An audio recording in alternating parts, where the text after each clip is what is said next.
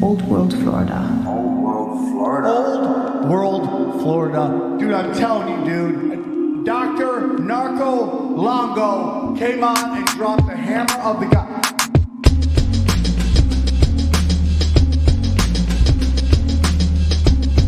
America's mother, daughter of Atlantis.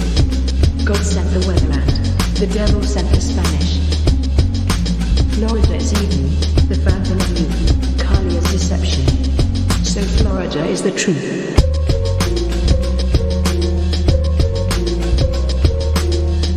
Welcome to Florida, baby. Dr. Narco Longo. Florida, it is everything.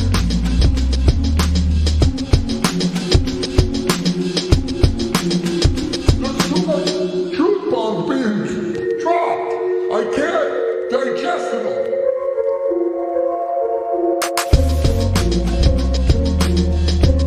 Old World, Florida.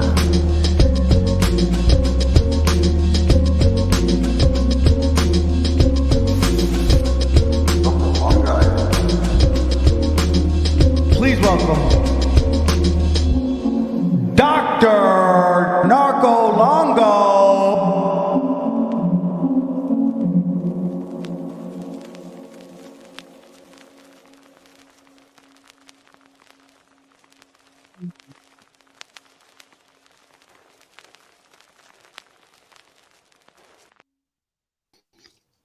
What's up, humans? How's it going? That's a good jam. That's a nice one. I like that one.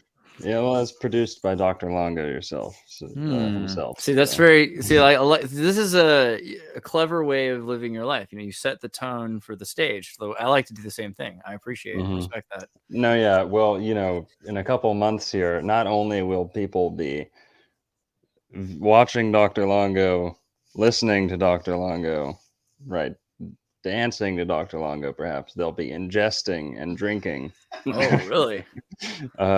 my patented fruit juice blend. Do you have a probiotic fruit? What is going on? Couple. No, it's gonna be like a citrus juice, orange juice, mostly with some other citruses. That's brilliant. Yeah. See, Yeah. I think we're on similar waves. You know, like the idea is to try to do things you can actually do to make the world a healthier place. That's smart. Oh yeah, let the juice flow. It's like Arrakis, man. We're fucking taking over the system via the juice, bro. Well, Let I mean, let the juice flow. do you think it's so? That's a thing actually to get into citrus and some of these fruits that grow in wine, even like fruits that grow really well in volcanic soils. That's a reason why Florida is so great for oranges. Or why is it that they didn't just do oranges in a place that was way cheaper than Florida, right? I mean, yeah, because they'll tell you that Florida's not. They'll tell you citrus has no business being in Florida.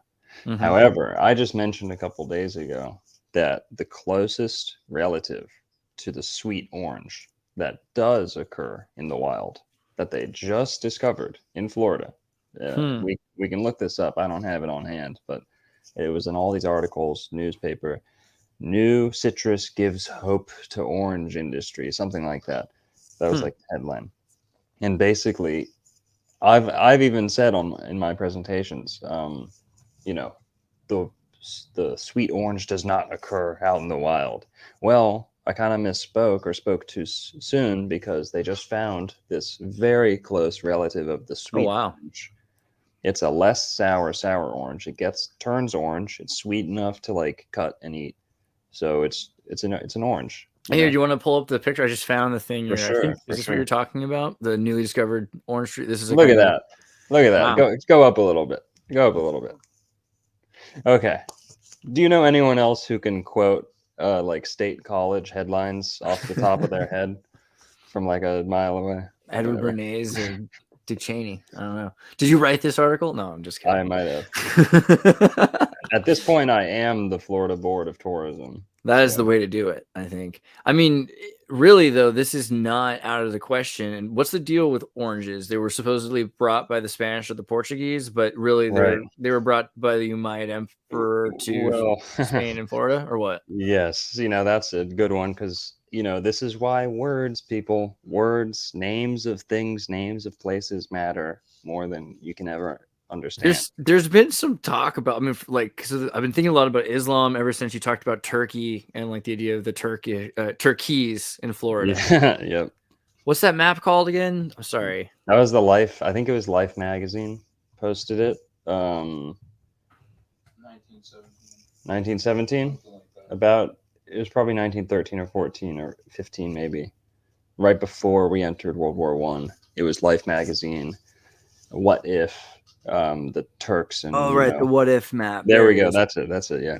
So this is freaking nuts. I'm saving it right now. It is crazy. Just a refresh for anyone who hasn't seen this. Yeah. This blew my mind because it tells you what if, but what if in a sense of, isn't this what was? Exactly. It's like if we're not careful, then we might go back to this even. Turconia. Well, I mean, I don't know. Is Turconia such a bad idea? But what is so? The reason it seems kind of weird because someone was talking about the Umayyad Caliphate and how they spread to Spain and how they probably also went to the Western Hemisphere. Yes. So I was wondering about all that because they brought the oranges apart. Yes. All we have to do is look at the name of the orange. Okay, in like 20 different major languages in Eurasia and Africa. Portokali in Greek. Really? Portokali. Now, what does that mean? Kali's black, maybe, or? Well, yes. Kali could mean black goddess. It could mean California oranges. But what it means is Portugal, fruit of Portugal. If Greece is here, right? Let's look at this. If we just imagine a world map, we're looking at Eurasia. Or at least port, for sure. Yeah, the port people. If Greece is right here, okay, Portugal is over here, closer to the Americas, and Greece is over here, closer to China, where citrus is from. Okay, citrus comes from over here in China, allegedly. We're told China, India, that area, and it's not a tropical fruit, contrary to what most people think. It's not. Orange is not a tropical fruit, but it comes from China allegedly, and then spread west. Well, if it spread west from China, why on earth are the Greeks, who had the orange way before people in Western Europe, allegedly, why are they calling the orange the Portugal fruit? The fruit, or at very least the port fruit. Like it seems like it must, right? Because the port of the Gauls, right? So like the idea that the Galatians were all along from the South Africa all the way up into Huli, right, into Frisia, above the United Kingdom today. Their Gauls are all along the way.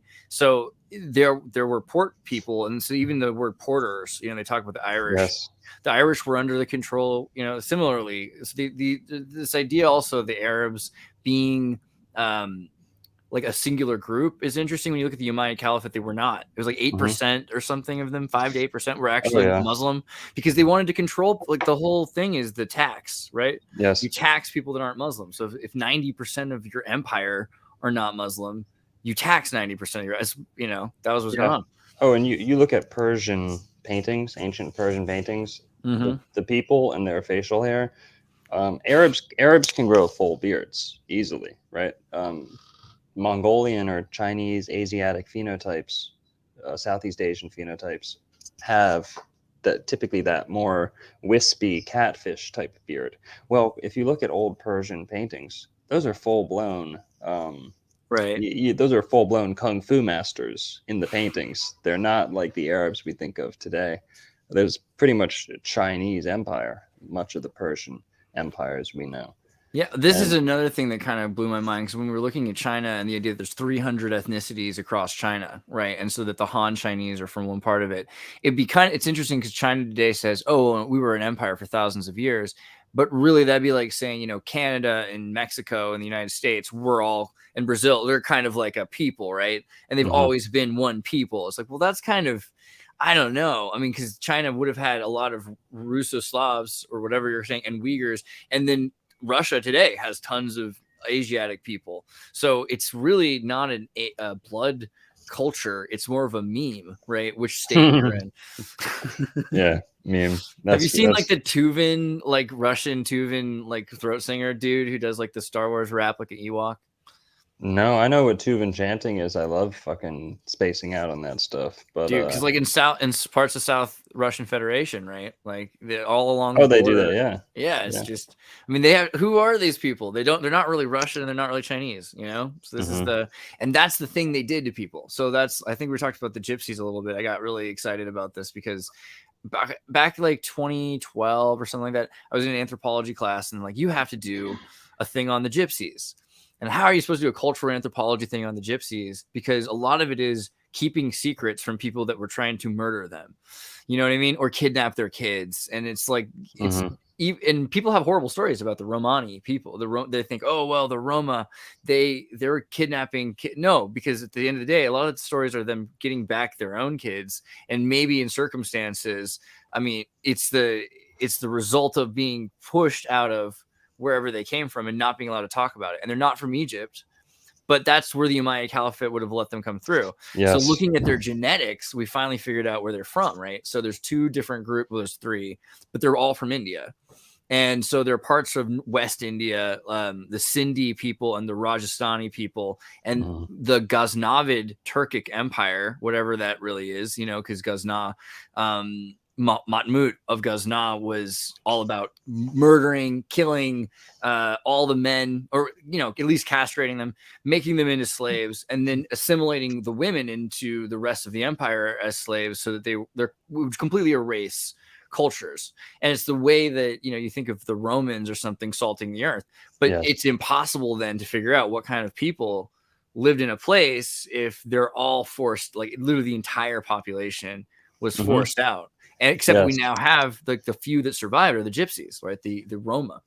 You also have to ask, very interesting, because you also have to ask, what is this lifestyle that they're clinging on to that's so worth separately identifying from the rest of society that they can't just assimilate entirely? You know, if you could pull up the picture here, one of the ones I found I thought you'd be interested in was Saint Sarah, which the Romani call Sarah the Black, or Sarah E. Kali, right? And so she's definite Indian origin. Right. Yeah, there's something going on here. And a lot of people have started in the last few years to openly, you know, point this out, because now that the genetic evidence is out, they're allowed to say this. But it's really interesting because it's also in the south of France. So it's in the parts of France where we're really familiar with having Moors and all different kinds of people that were interacting. So I mean, that also the idea of fruit and just being a mercenary. So the Sind were into agriculture and also had jobs as, you know, artisans, but they were probably forced by the Ghaznavids to become mercenaries in the armies. Oh yeah. And so that's why they were forced out of India afterwards. Yes. I would love to talk about the names for some of these gypsies, like Gypt, of course, in the Bach saga goes back to Egypt, that these people left Rajasthan and migrated to Egypt and were imprisoned or voluntarily stayed there for a time until it became you know, unfavorable conditions and they had to leave. And like they were enslaved, but they're really good at stuff. So it's like, exactly. And then in the Bach saga, this is actually when Moses led the gypsies out of or a portion of them out of Egypt, back up north into Northern Europe.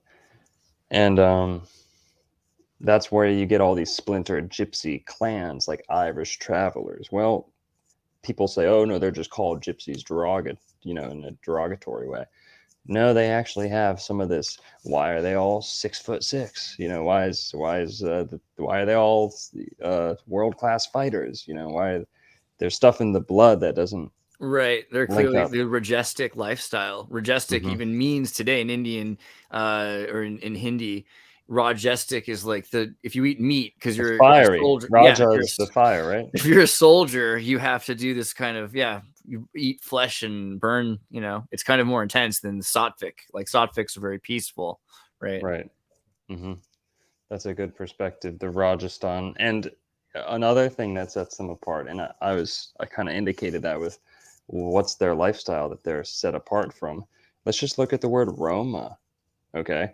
Number one, they roam And the idiot, anthropologist will say, "Are you an idiot? Are you a fool for putting the word Rome with Roma?" That's I mean, that's the I'm dumbest thing I've ever heard. I'm more convinced that the Roma existed than the Roman Empire existed, right? Well, let's look at both of them because I talk about the Moors a lot. Yeah. Moor comes from the word Amorite, which is like Syria, Libya, North Africa, Amor, Mauritania, right? Morocco. Amorite, America, right? I'm sure you and I talk about that all the time. But what else does it mean? Love. Right. The lovers. So if Amore. amor means love, if they're the ones that are getting pushed out, it might denote a type of sex practice or Oh a yeah. type So of. this is, man. And I with don't know. We gotta Philistines, be you see careful. that with the word with the word Philistine too. It's the same. What does Philistine mean? Lover, the lovers. Phile. And you could even say Or the loving stone, the touchstone, like an alchemical love stone. So the big thing is the idea. So I was just talking to Noel Kishore Das on my channel, who just finished his master's degree in Vedic studies.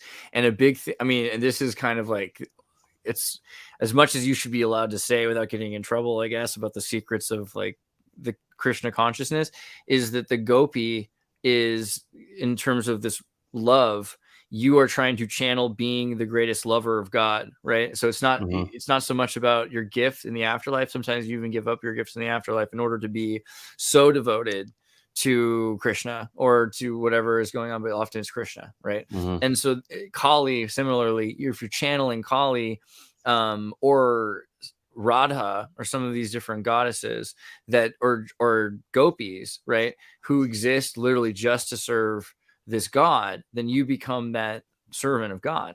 And this was a major way of living in ancient India for a lot of soldiers, right? And one of the things he brought up was how caste system was essentially brought to India by Portugal. And he specifically brought this point up. And if you look into the Castizo culture, that how it predates it. So I find that really interesting because it would have been that it's the Moors when they got to Portugal and the way the Portuguese were looking at things because of their connection to the Finnish, who have 17 cases. So these are 21 to 17 cases that have to do with different classes and hierarchies, which would only matter if you're like on a boat, if like you're trying to figure out how to talk to people and you need to scream at the right person.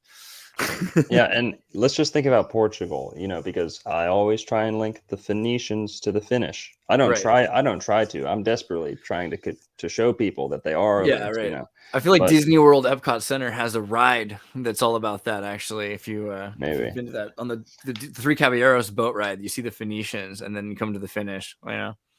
Well, hey, in the Illuminati card game, it's of all the countries that they could put in there, there's only like 10. And it's the ones you'd expect, like America, France, Germany. Well, hello, Finland is in the Illuminati card game out of nowhere. Right. And but okay, Finland, the Phoenicians, it's a no-brainer.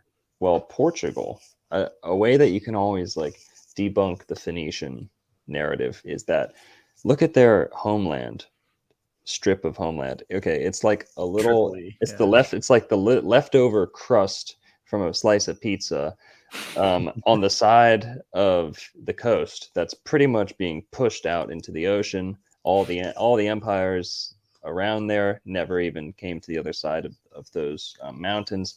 It's this tiny little pocket, and we're told that this shipbuilding industry, these titans of shipbuilding, put castles on the sand, that they essentially upstarted by just hacking some trees down and created the world's greatest, maritime empire and dominated the ancient world. The Greeks dominated this and that. Well, the Dutch East Indies Company can do it. Why can't? Sorry, but their homeland was so tiny, and then their territory was so vast. Yeah, and Portugal would directly, evoke that by having this tiny little strip of territory, and then boom, the entire Western Hemisphere is like Portugal, right? I mean, it doesn't. I think there's a bunch of a big part of it that's the pirate movie story too. The idea that like a lot of these maps existed, there's a loss of the information, and all of a sudden they end up with it. So they're like, okay, we have the Moorish trade routes now. Like how Portugal just sort of like picks up on maybe after 100 years of people not showing up to pick up stuff, part of some tariff or whatever. Oh yeah. Oh, little kitty. Some kids playing with my cat. So for everyone out there, by the way, is this flipped? Is this mirrored? You gotta let me know. I'll read it properly. Yeah, make Atlantis great again. Nice. These are gonna be coming soon, y'all. Make Atlantis great again. Yeah. Then we're gonna be having Mark II. Mark II of the Old World Florida hat is gonna be Make America Florida again. That's good. MAFA. I want to get one that's just meta. Make Earth Tartaria again, because that'll be kind of a bit meta. But you know, I don't want Zuckerberg to sue me and get confused.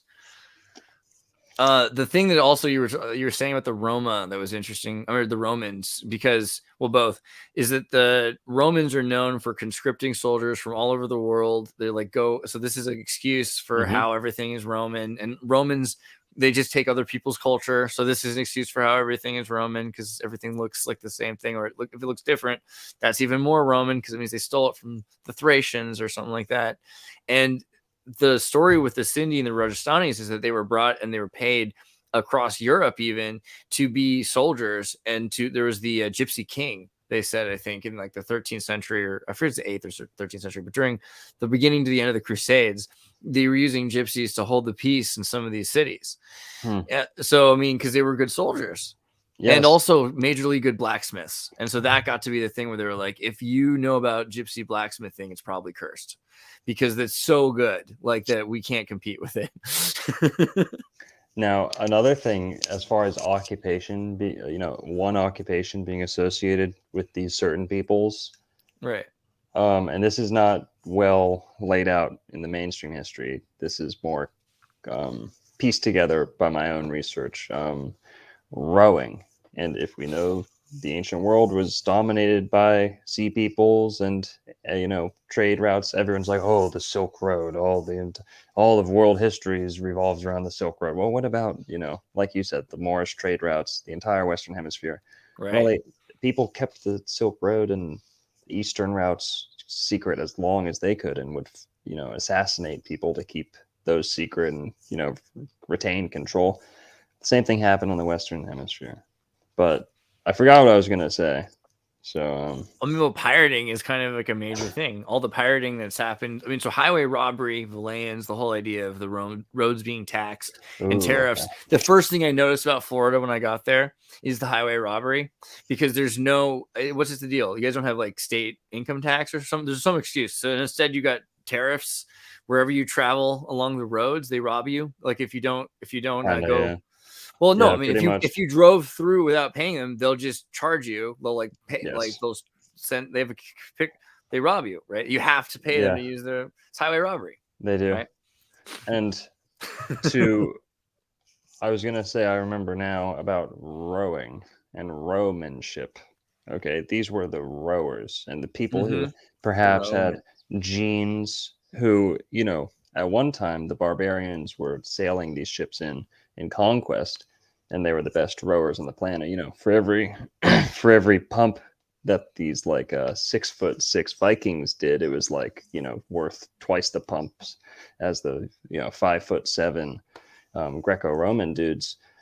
So eventually, after people get enslaved, certain ethnicities would be sought after for their rowmanship, their ability to row other people's boats, because the Vikings would row themselves and get off and fight. Well, other empires decided to just have slaves row the boat, and then we get off and fight ourselves, So we talk about the Potsdam Giants. I'm sorry, I just want to pull that up for later. No. Okay, I'll save that. Keep going. But the Romans, if you had a open-topped vessel and people were rowing in the sun, you would seek out melanated rowers. So in that context, Roman could denote a melanated person. If you needed a crew of 200 that would sit under the ship the entire time and did not need any sunlight, right, and could see under the deck better, These little Gaelic guys. Yeah. Exactly. It's horrible, but you'd okay, seek out an English as horrible as what you're saying, there's a lot of logic to what you're saying as well. I just want to, can I pull up the Potsdam Giants for a second to corroborate this point Yes. of yours? So what's horrible is that this is totally true. Like the Potsdam Giants are an example of the Prussian infantry that Friedrich Wilhelm I of Prussia set up because he just really liked giants. So he like kidnapped people if they were tall enough from all over, right? And he made deals with other kings and other empires, like get him from the Ottomans, like he was getting Arabs, and he would take women too. Like, oh, you're a giant woman, and he'd just make them breed, and he forced them to be soldiers. And this went on for like a century, and eventually Napoleon started hunting them down and having the last of them killed after they were retired, which is really, then there's a bunch of them that escaped around the world. But what's crazy, here's this guy who's at least 6 foot high, was the 6'2" was the requirement. Often they were like 7'8" or something like that, 7.5 feet. One of the taller ones, Kirkland. So basically, nice. A lot of Celts. I imagine. When they talk about Napoleon being short, well, he wasn't short by today's standards. What does that mean? Because that means that there were a lot of people, but at those days, the standards were different. Before all the wars killed off all of the people that were tall. Right. But then again, it's like this guy was bred to be tall because of this crazy king. So what do you want? If Napoleon's royal guard was especially tall, he would have been standing next to tall dudes, and his enemies would have thought he was shorter, Right. Yeah, exactly. And that's the thing. And so, but today we're like, well, they're all short now because everyone over 6 foot was drafted. Right. Now, this is a good segue into what I want to talk about. Height, short, tall. What can possibly spur growth later in age? Well, the fountain of youth just might. It's now in Florida. Okay, I've been talking a lot about Radium Springs recently. Oh yeah, good. And I've got a whole fountain of youth video coming out soon. But what I haven't mentioned yet, and is Lithium Springs. So springs in Florida that have extremely high lithium content, natural lithium. This is natural lithium, not like, prescription medicine, in the water supply type lithium, which they are thinking about doing, and I do not endorse that. I'm really curious about what the differences are as well, but there's a lot to be said about salt. That's like saying, I drink out of a copper vessel, but then that's someone's like coming up to me and saying, you might get copper poisoning from that. Well, it's not that simple. There's different types of copper, it oxidizes, right? Exactly. Different molecule counts, whatever. But also crystal has just the idea of salt crystal. It has like a spark clock, like the way that computers work is often they have a crystal that has a flicker rate, right? So the amount of flicker rate to your fluoride or your lithium or whatever kind of salt, hydrochloride, I wonder what that would do to your system, because it might actually be and sometimes beneficial to augment your flicker rate, your natural clock hertz. Yes. Now, do you want to look at some stuff here I got about? Oh yeah, for sure. Okay. My grandmother was like one of the first people to be diagnosed with manic depression. I think my great grandmother was like the first person. Hell yeah! And then she was given electroshock therapy, and she was given lithium, and she was one of the first people given lithium. I think the first person in the United States given lithium at the Camarillo Mental Hospital. So I've always had a scared history. And then she founded AC/DC with her bandmates. She was pretty based. Yeah. That's I feel like AC/DC is like the soundtrack to like that 19th century like electroshock therapy and like the asylums. Kind of does sound like that. I think of like the Napa State Hospital punk rock shows from the 70s and 80s when Reagan started opening that place up. Like the last few shows, pretty wild. If you added reverb. If you added reverb to anything, it would make it sound like it's in the asylum vibe. Asylum core is a genre we should start. Asylum core. Asylum core. Or asylum wave. I'm trying to find this Napa Hospital concert. The Cramps. Have you know about the band The Cramps? Yeah. Here, just for 2 seconds while you find your lithium thing. I saw this documentary or YouTube, like it was recording of what happened with the cramps. So they basically figured out some people who worked at the Napa State Mental Hospital, and they got in and they played a show and dosed a bunch of people on LSD, or somebody did, and then they recorded it.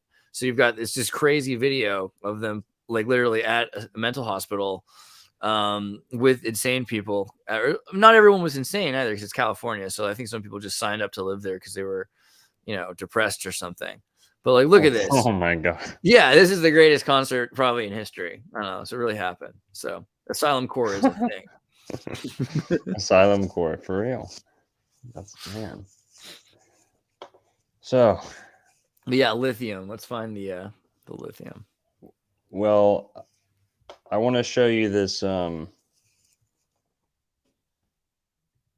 Melissa says there's a subtle, more bioavailable lithium, which I'm inclined to agree with. That synthetics are different. Like lithium chloride is probably not the same.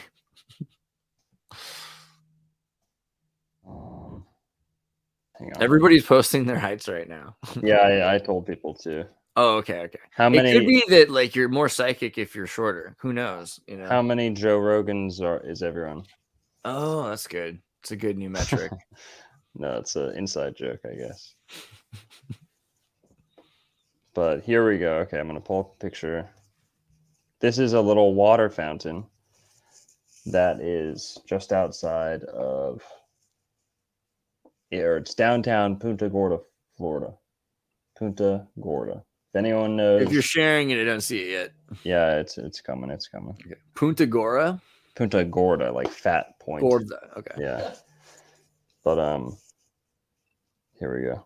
This water fountain, Punta Gorda, Florida. Whoa. This thing's been there since the 20s. Someone said it's been there since 1896, but they've definitely been drinking out of it since 1896. Use water at your own risk. But this thing here might be This is the most base thing. I want to fly over just this is the fucking fountain of youth. Okay. In all my research, this is the one. This is a straight up public radium drinking fountain with like such a high radium level.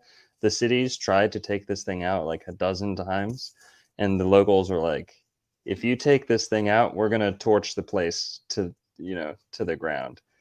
So there are people, dozens, if not hundreds, I don't know, thousands maybe, but definitely hundreds who go and fill their water up here and drink it and swear by it. So this radium fountain in Florida has enough radium in it to tip off like every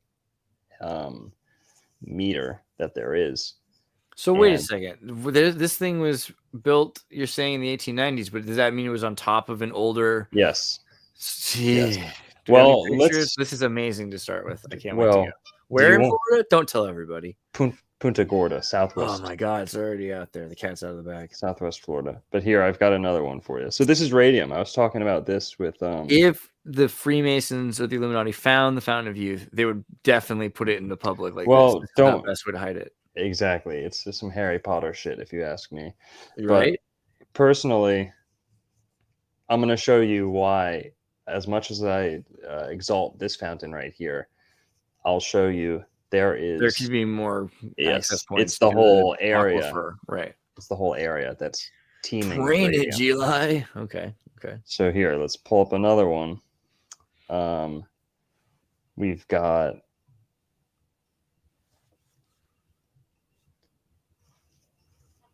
Here we go.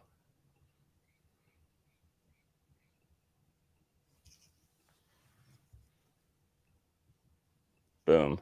Radium in the drinking water of Southwest Florida.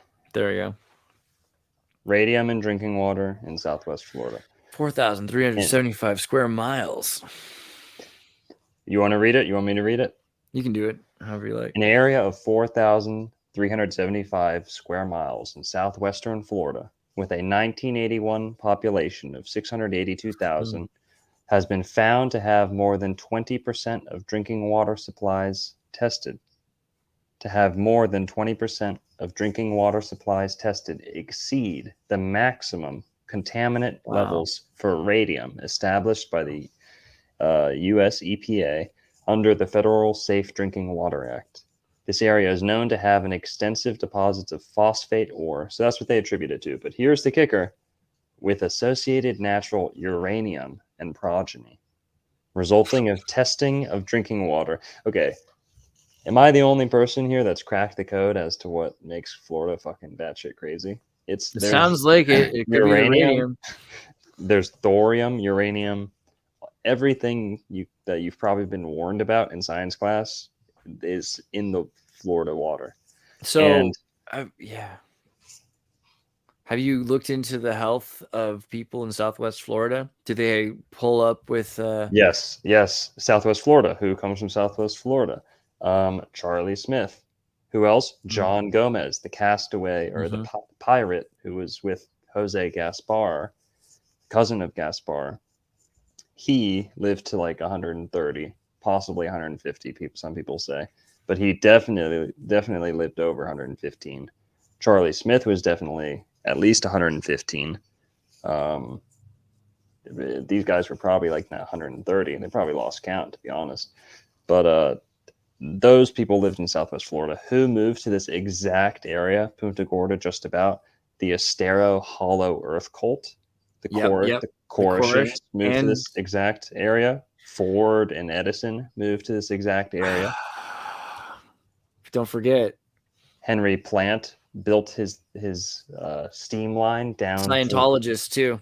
Yes, sir. Yeah, just a little north of there, but yes, it's the same place. Yeah, that's Southwest Florida with the radium, and so you got to ask yourself, and also, where's the only place the Amish are willing to vacation?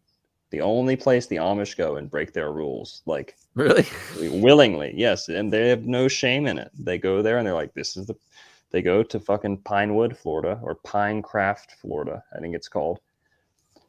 Pinecraft, Florida. They go and they pretty much go wild there. They ride bikes, they take Ubers, they go on their phones. It's wild. And then they go back to Pennsylvania and Ohio, and they're fully Amish again.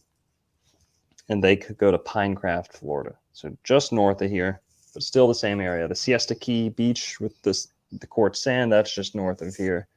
Dr. Robert Morse, who's the world's #1 health expert, fruit medicine, detox, fruitarian living. Dr. Robert Morse, shout out to him. Look him up on YouTube. He is here, Punta Gorda, Florida.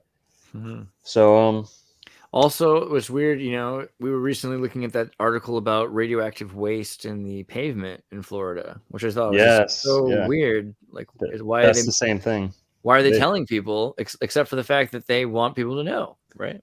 Well, the waste it's phosphate waste from the phosphate industry. This is where this nuclear stuff comes from. But here, we got another thing. It's not just the water. It's not just the drinking water. Okay, it's the bedrock. It's the plants. It's the grass here is completely radioactive. Here we go. Gypsum. Natural radiation in the rocks, soils, and groundwaters of southern Florida with a discussion on potential health impacts. Southern Florida is underlain by rocks and sediments that naturally contain radioactive isotopes. The primary origin of the radioactive isotopes is Miocene-aged phosphate deposits that can be enriched in uranium-238 and its daughter isotopes. Nodular phosphate-containing radionuclides come from the Miocene, had been reworked into younger formations, and is ubiquitous in southern Florida. Blah, blah, blah, blah, blah. Favorable for its dissolution, uranium, radium, and radon may be released into the groundwater system. Uranium concentrations have been measured above 30 Ug per liter drinking water standard at only one location in Lee County. Radium 226/228 exceedances of the drinking water standard have been documented in numerous wells in Sarasota County. Indoor radon activities. This is what I hear in Florida a lot, is some of the few people that have basements in Florida, if they do testing down there, they're like all teeming with radon oozing up from the ground. It's pretty pretty And that's a freaky. major thing with the phosphogypsum, is that they're taking the waste product of calcium sulfate hydrate, which is got, from the fertilizer from phosphate rock, but it has a bunch of uranium, thorium, radium, polonium, and radon. Right. Lots of radon. Thoron as well. Like you Thoron. have radium and radon. Well, you have thorium and thoron too. That's in the Florida. And then, it's just mixed up in calcium sulfates like silicon, iron, titanium, magnesium, aluminum, magnesium, manganese. Here we have uranium, thorium, and potassium primary decay series. These are all the things found in the Florida drinking water in the aquifer system. Thorium. But yeah. Now, the other one, the one that kind of really interests me, because I've been talking about this a little bit with the radium. An analog, shout out to the archivist. He goes heavy on the radium research. But you have lithium in a different spring here in Florida. So this is not only do you have nuclear components possibly acting on the cells and under right circumstances prolonging life. Now, here's something else, okay? The lithium, it's like I said, it's not the lithium you'd get from your doctor. It's similar, but it's not the same. Lithium from the ground is a mood enhancer. So yes, it's still lithium in that sense, mood enhancing. You're not going to get addicted to it. But guess what? Of all the things that's been in the water, they've studied, Florida water, this, that. You know what's the one thing they've proven actually prolongs life, like measurably? They can't even hide it if they wanted to. Really? Lithium. Wow. Lithium is where we get the name of Lithia Springs. Lithia. It's interesting. My grandmother did live to be like 100, so there's that. Or over 100, 101, something. That's pretty crazy. You want to so yeah, I do, whatever it is. But I'm also just going to think about salt for a second. That's nuts. Salt could definitely be a major reason why DNA breaks down and opens up and what rate it moves at. So it also could slow down your entire, like you could imagine living for hundreds of years just because it takes you a longer time to metabolize. Mm-hmm. And the Timucua that we were talking about before we went live, the Timucua were said to be living 300 years old. That's Jekyll Island people, St. Augustine people. Right. Excuse me, I've just got my hors d'oeuvres. You don't have the wick?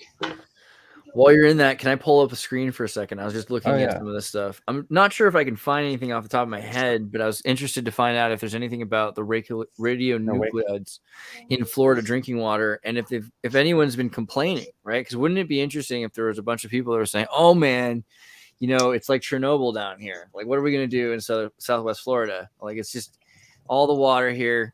Our hair's coming out in clumps. Like, where's that article? Is all I'm asking for. There's somebody tell me." Like it's really dangerous in Southwest Florida because of the Ponce de Leon Fountain of Youth. Like, prove it to me. So I just want to see that article. Now, remember we were talking about Edison? Mm-hmm.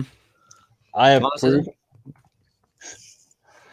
have proof that Edison knew there was radium in that area and that he was studying it.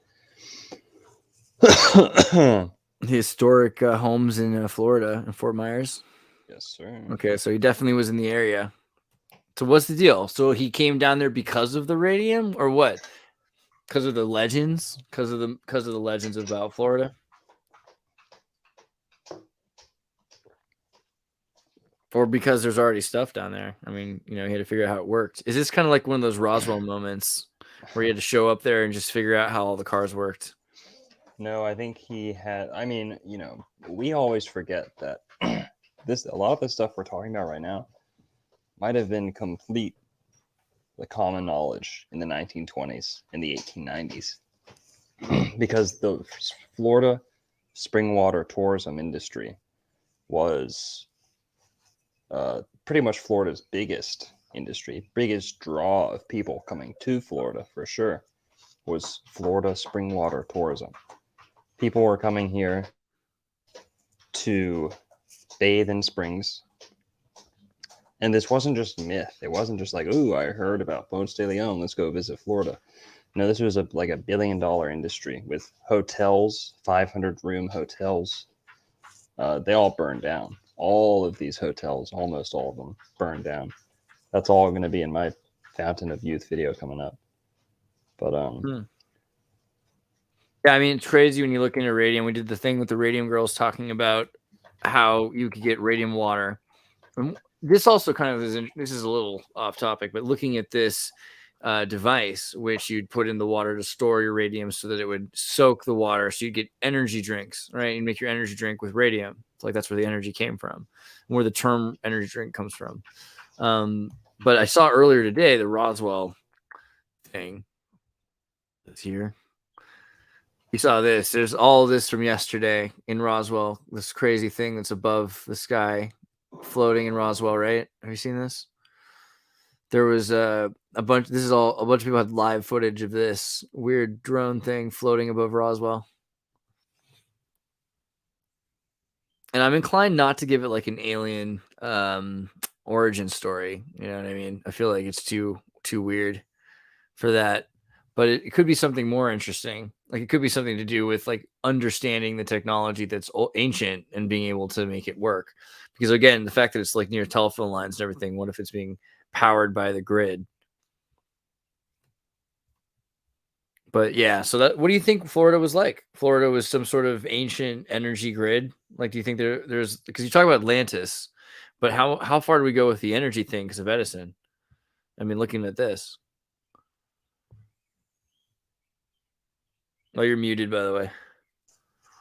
sorry, my cat was making a bunch of noise. That's cool. He's like, don't tell them the secrets of the universe. That's the thing, yes.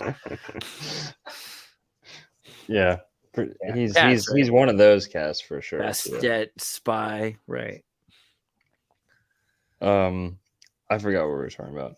I think we're talking about radium and energy in Florida, and just like, so what's the origin story here? Okay, We're yes. talking about Atlantis. Now, like, this is crazy. They've got radium and lithium hot springs. Sounds like it's kind of Yes. like a giant version of the Terminator chip find.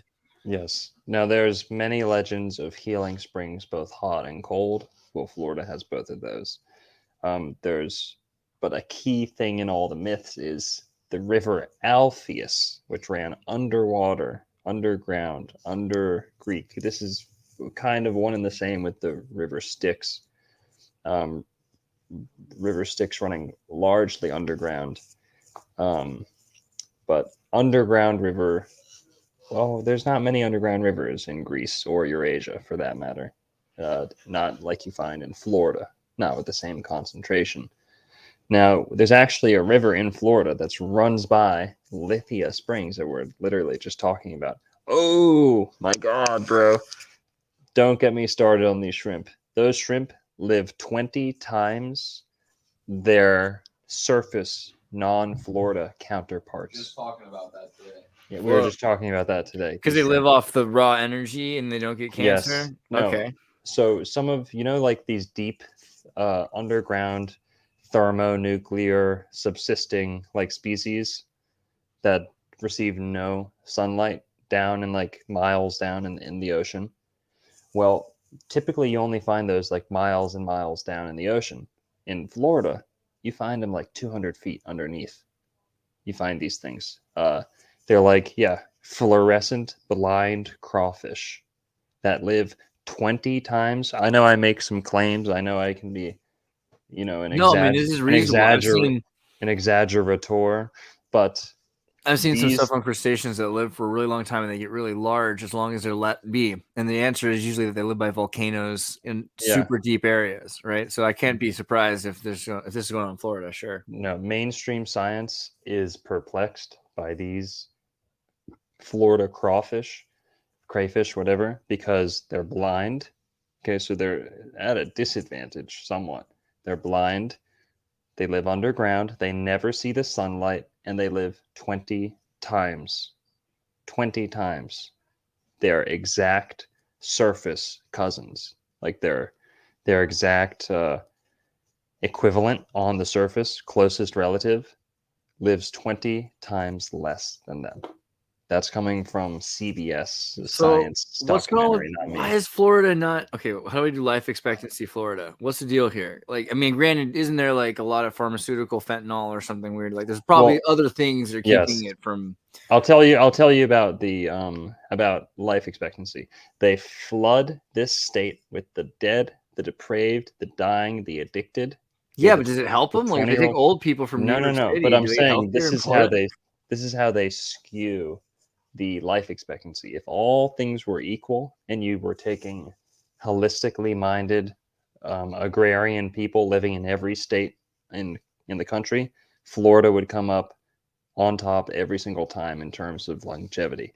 But since Florida is also the rehab capital of the world, where the whole world discards their 25-year-old fucked up meth Room springer, addicted, like you said, for the Amish, right? those people come here, they die like flies. They have been since the 80s. That lowers, they're not outliers. They're like a, Yeah, there's a huge influx of people that come to die. So that changes exactly. Florida. So exactly. So even the old people that come here, 60-year-olds, 65, 70-year-olds move to Florida to get an extra 15 years. Wow. Well, but they still because you couldn't because the brake dust on top. Like, you ever walk around New York City and just rub your hand on anything and just cover it in brake dust, like the entire city? It's not good for you. I did not like. And it gets hotter.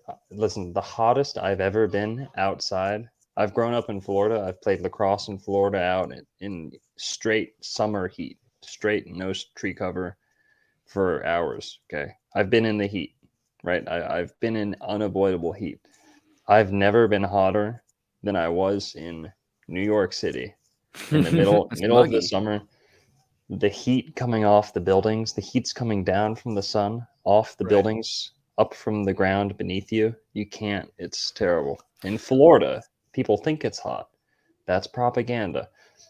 I just think it's humid sometimes. Well, that's because humans are supposed to be naked. And by the way, human comes from humid. There's no humidity.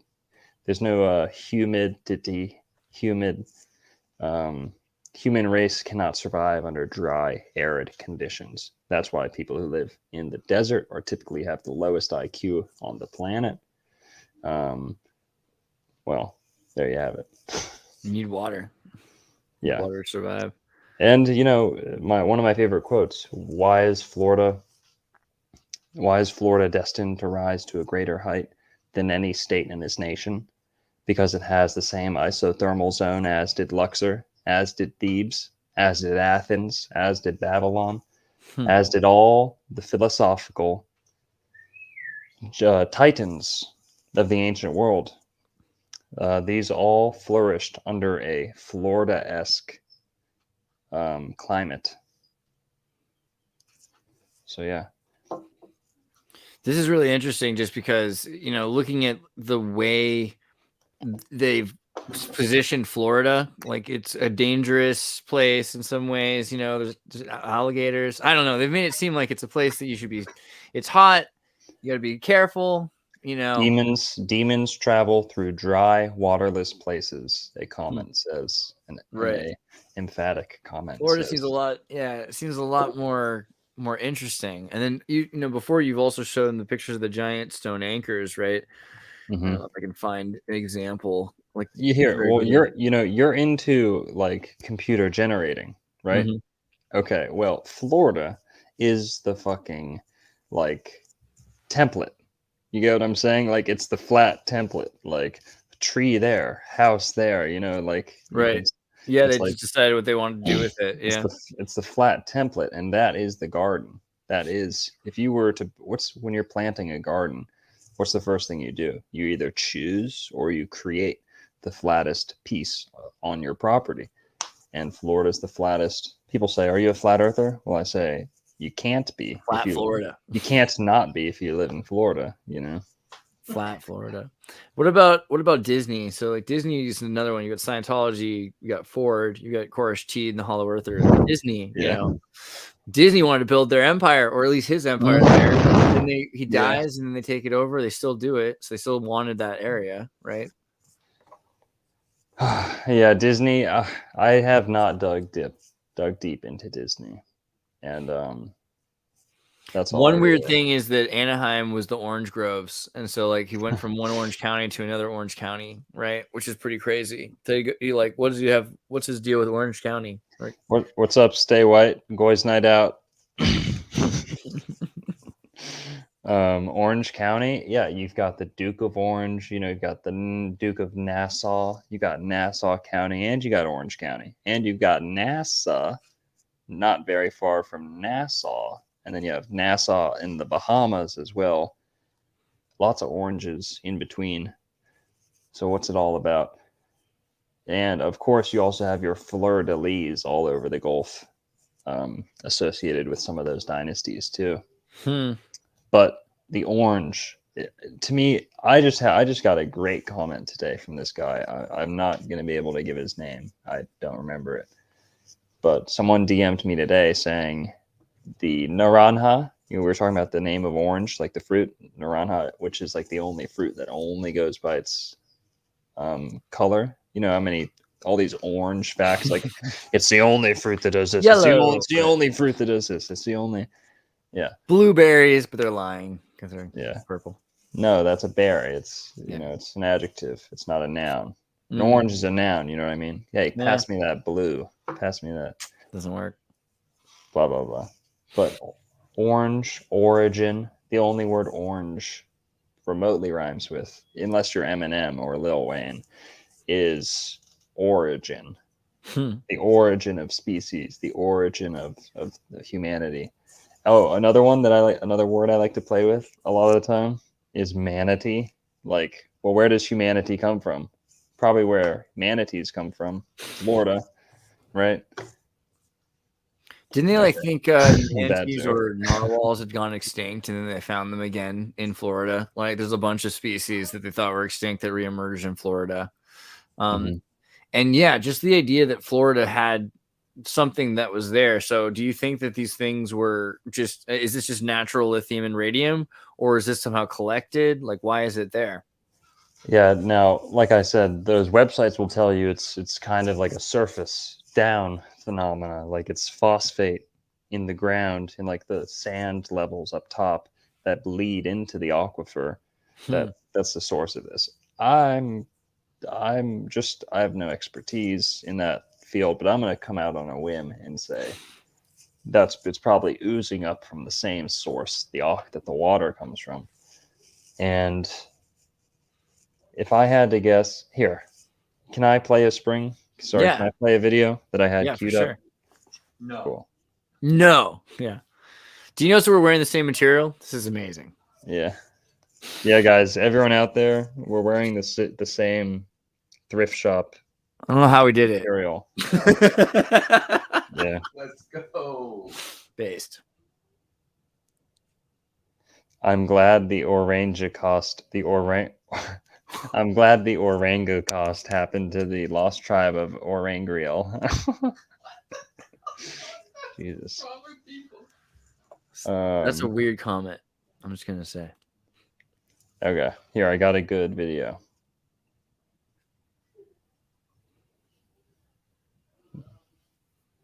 Is it gonna go? God damn it. Here we go. Can you hear this? Yeah. Maybe turn it up though. It's surprising when you consider what it promised, which I think is fantastic. People have been searching for it for hundreds, maybe even thousands of years. Probably. Fox 13's Lloyd Sowers shows us tonight the place that promised the ultimate prize has been all but forgotten. What if a sip of water could turn back time? What if you could find the fountain of youth? I mean, we would all like to get younger, especially if we're older. And if we're young, we would like to stay young, right? Will Michaels is a time traveler in a place that was once famous. Where we're standing is where people on picture postcards told folks back home They'd found the Fountain of Youth in St. Pete. A lot of people don't know this is here. Well, that's true. You know, there are all these best kept secrets in St. Petersburg, and this might be at the top of the list. In his book, The Making of St. Petersburg, he tells how the Fountain of Youth opened in 1900 and then went on for decades. The magic water was from an underwater artesian well near the pier. That special water had a smell. It stunk. Wow. The sound is no longer running. Can't hear It anymore. was hugely popular as a place to get water. And folks were lined up for a couple of blocks. That water was something special. Years ago, they tested the water. Word was that it contained more minerals than any spring in Florida. Turns out, It's radium. Something in the water. It had calcium, magnesium, and a very high level of lithium. Lithium, of course, is a Lithium. stabilizer, so people were getting a little buzz off of this. It We're made getting This fucking guy. high off this they shit. were What? relaxed about getting old. Well, We get in trouble because we played a Fox 13 clip, and they're like, "You can't say this medical advice. This is Fox." Over to city water years ago, but the legendary fountain remains to this day on a busy corner near Al Lang. Is that a hexagonal backstory it has? altar? interestingly, legend and 7? myth Is it combined septagram? with science here. And a time traveler of history can imagine what it must have been like before the famous fountain was forgotten somewhere in time in St. Pete. Lloyd Sowers, Fox 13 News. now that fountain is now a very small city park right there. He mentioned Al Lang. It's right at the corner of 4th Avenue South and 1st Street Southeast, Wow. right there in downtown St. Pete. Get in your cars and go to Florida, ladies and gentlemen. You heard him there. When I was a kid, I remember thinking about so my grandmother's sister died of tuberculosis, and so they moved them to Arizona. And so the two places, that were the best places to go were Florida and Arizona, but Florida was way more expensive because in the 1890s to 1910, Florida became the white collar retirement place. And so anyone who was anybody was going to retire in Florida and be by one of these springs. And, we've shown some of those ads, but you see that these ads were like, hey, come to Florida because the spring water will get you healthy. All But right. I was told, hey, this is hokey 19th century people that don't know any better. They're like, ooh, the water is going to make you healthier. All I know is I've been to a couple of these mineral springs, and yeah, do you not always feel way better from that? Yeah, I'll give you my experience. We recently, I'm in South Carolina right now. We have been filming upwards through Florida, left Palm Beach a month ago, and have been filming all across. We went up to Georgia. Nice. Oh, right. You went to see. So talk about that tree. So you saw this Okay, crazy tree, yeah. right? Yeah, that's in the Garden of Eden. That's in the actual Garden of Eden between the 4 rivers. Okay, that's literally, if these are the 4 rivers of Eden on that map, the largest oak tree in the fucking world is smack dab between 2 of those rivers. What's And the name that's of the Candler oak tree, or what is it? Spooner Oak. Spooner oak. The Spooner Oak. Yeah. And where is it located again? Where in Georgia? Iron City. Here, let's pull up a map. Iron City, Georgia. You want to pull that up for a second? Yeah, oh yeah, for sure. Sorry. No worries. So here, well, that was it right there. Boom. Above Tallahassee. Cordero, where are you? Remind me where you are, Cordero. Where are the Etowah Mounds? Well, look at this.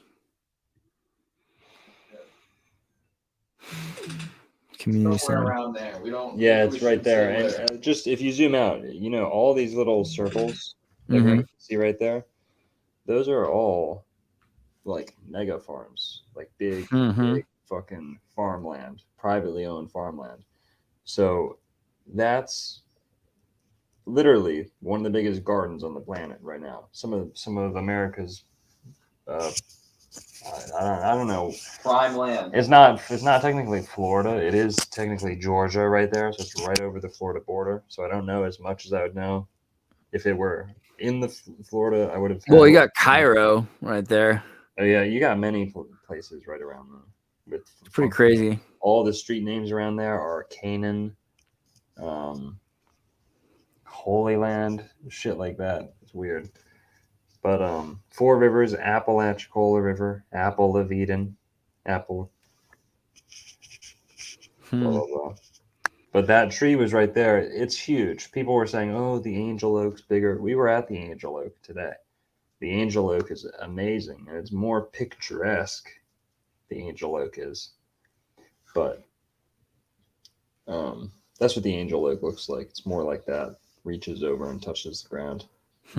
The spooner oak goes straight up into the sky, and That's the spooner oak. Here. Yeah, you had it. So what's the deal with oak trees? Can I show her? Can I show her off? You want to go see? Oh my god. Oh, Ariel's jealous. Come here, Tasha. Come here, Tasha. What do we got here? Hi, Tasha. Oh, you see this, Andreas? Oh yeah, let me pull back the. Oh whoa! So that's another thing that's interesting. So that's a dragon, a nice dragon you have there. Oh, he's nibbling. It's a beautiful dragon. It's interesting because we talked about the gypsies and Saint George the dragon comes up because like the idea that the Gypsy King and the Romani sinned were maybe Saint George was one of the sin, and the dragon. How crazy is it? The dragon was probably a giant parrot. Yeah, especially one of the ones with those long plumy tails. And birds talk, right? So that's the thing yeah. about dragons; they can talk. So it tracks. Is that a white parrot or what is that? It's a cockatoo, I think. Cockatoo. Yeah, it's my girlfriend's dad's. Beautiful. My bird. It's ravens. It's my girlfriend's. You get two of them, so you have cockatoo twins. Natasha turns 18 on May 25th. Wow. Gemini. Really? Yep. Gemini, talker, typical. Yep. And see if the radium water keeps the cockatoo younger longer. Well, she's in South Carolina, but it's still La Florida, so we'll give them a break. La Florida. That's epic. I mean, it's crazy when you look at oak trees. I mean, what's this story? So around the world, why are there oak trees everywhere? It's just carried by birds. Like, how they get across the seas? Because you've got them all over the place. Well, listen. They're saying that this oak tree is supposed to be newer, but it's that old. What's the deal? Oh, well, hang on. You want to talk about oak trees, or you want to talk about the boats? Go boats first. Whatever Okay. you were thinking, and then we'll So, it'll circle back. Every Phoenician ship had a bobcat on it. Every Viking ship. This is a fact, especially with the Viking ships. With the Phoenician, that term became a looser thing, but eventually, with the Viking ships, every Viking ship had a northern lynx. On one of those boats, and you can trace everywhere the Vikings went, where northern Vikings went to, by where you see bobcats showing up, because bobcats are not wild. They are not wild. Bobcats are the royal cat of the highest family on this planet. This is why they have the mane. This is the highest domesticated cat on the planet. The mane declares they're royal.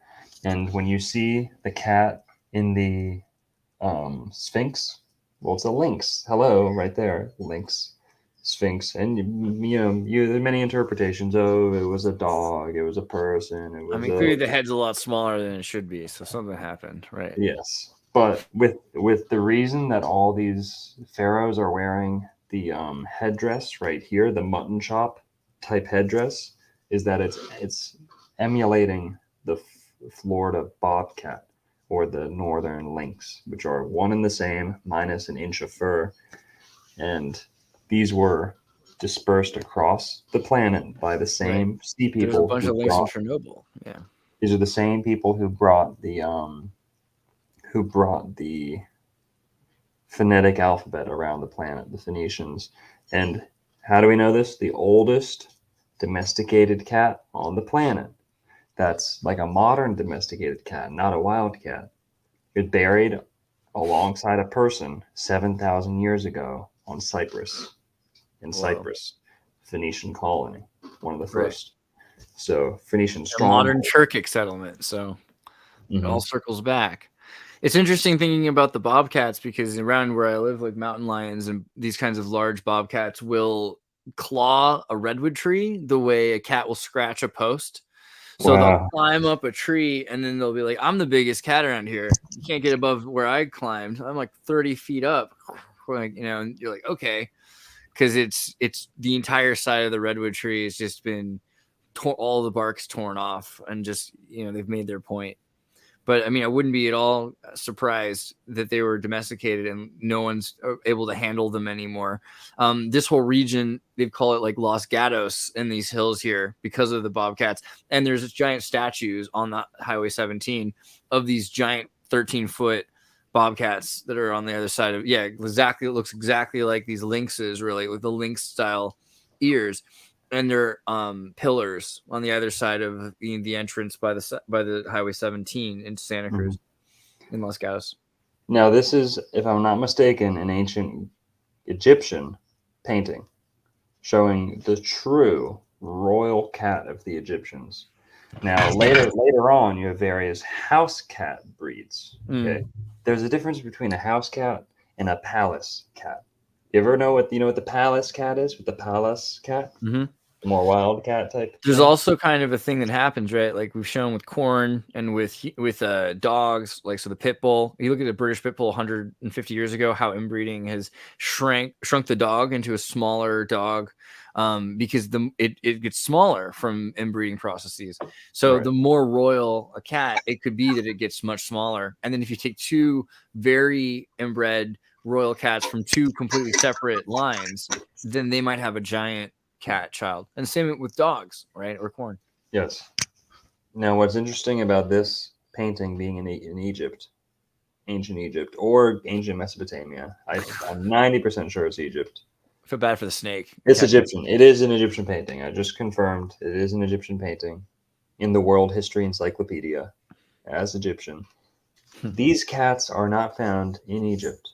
With the white mane, this is a distinctly either a Florida bobcat or a Finnish lynx, because certain pharaohs would have been coming from Scandinavia, perhaps the Faroe Islands, maybe. I don't know. Well, Faroe Islands. Wow. And so you don't think there's examples of maybe like it became extinct, this kind of cat became extinct in those areas or something? It's more likely that it's traded. It did go extinct. Yeah, Right. it was brought into the areas. It was maintained as the royal palace cat of the Egyptians. It then went extinct, or the bloodline got muddied, and now we're left with the misunderstanding that the ancient Egyptian cats were these little house cats, like the solid black one, or the Siamese cat, or the hairless cats. People think those are like Egyptian cats. That's not true. That's a later those are where's the bald cat from? What's the story with that? I don't know for sure, but I can tell you this is the royal cat of the Egyptians. This is the magical cat of their priesthood. Yeah, it looks like developed in the 1960s was the bald cat. So it's from Canada, kind of like Hawaiian pizza.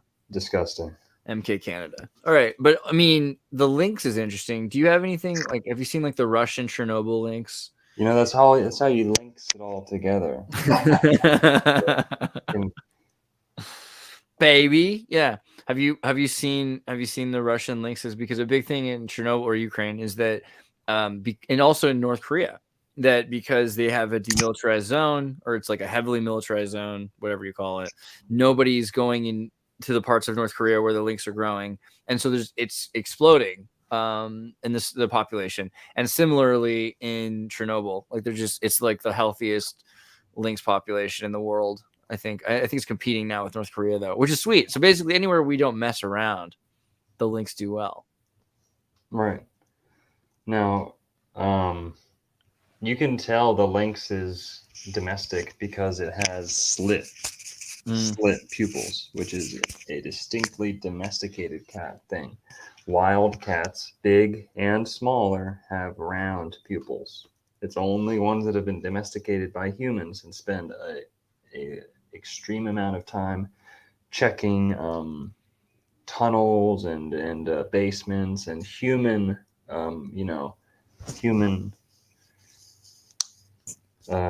don't know, artifices, things left by humans, human shapes, human places like caves and right. Yeah, you got to wonder about how domestication really changes something. Like foxes lose their color, they don't go orange. So what is the deal with the epigenetic promoter sequences, puberty, and rites of passage that exist for animals that are lost? And then what happens when they're reintroduced to nature and they try to secrets of Nim recreate their selves? That's a good one that you just brought up. Is I don't know if you were purposefully making that connection, that like ancient mystery rites were actually not just like a mindset or a acting on totally right, that they were actually acting on like your second puberty or your actual, they were triggering necessary like epigenetics, right? Yeah, sequences that don't turn on unless you turn them on, which is exactly like the crawfish. Well, I mean, right, it has eyes, it's blind, something happened. Jessica Deschamps gives us 11. I hope I said that right. 11-11, which I love. I like the two of you chat. Catting. You hear meow. Yeah, I mean, epigenetics is definitely something I wonder about, but also because of humans, right? So on one hand, you can look at the lynx and you can be like, wow, it's crazy because it used to be domesticated. The bobcat's now kind of got itself back on its feet, it's independent, but humans, isn't that kind of our deal? Like we used to have these rites of passages, and who knows how intense they might have been, especially talking about Atlantis and everything. And that movie or the book too, Altered States, talking about quasi-simian primal DNA, and you could turn it on. You could turn it on if you knew how, right? I posted a video about trepanning on the skull, and I just like found it and posted it. I'm gonna have to do a lot more research on it because someone pointed out to me, shout out to whoever that was, that the Sagittarian suture on top of the skull, or sagittal crest, sagittal suture at the ridge of the skull. If you imagine a line, there is a line going down the skull. It's like a taint, right? Around your skull. It is your taint, by the way. Yeah. This line under your nose. Okay. Here, check out the Paranthropus. Have you seen the Paranthropus? Oh, here we go. Look at this guy, right? Yeah. That's a friggin' helmet. I mean, come on. That's great. Sometimes I feel my head and it feels like that. Nice. The sagittal crest. Yeah. Well, I am a Sagittarius. And right. So what's the connection?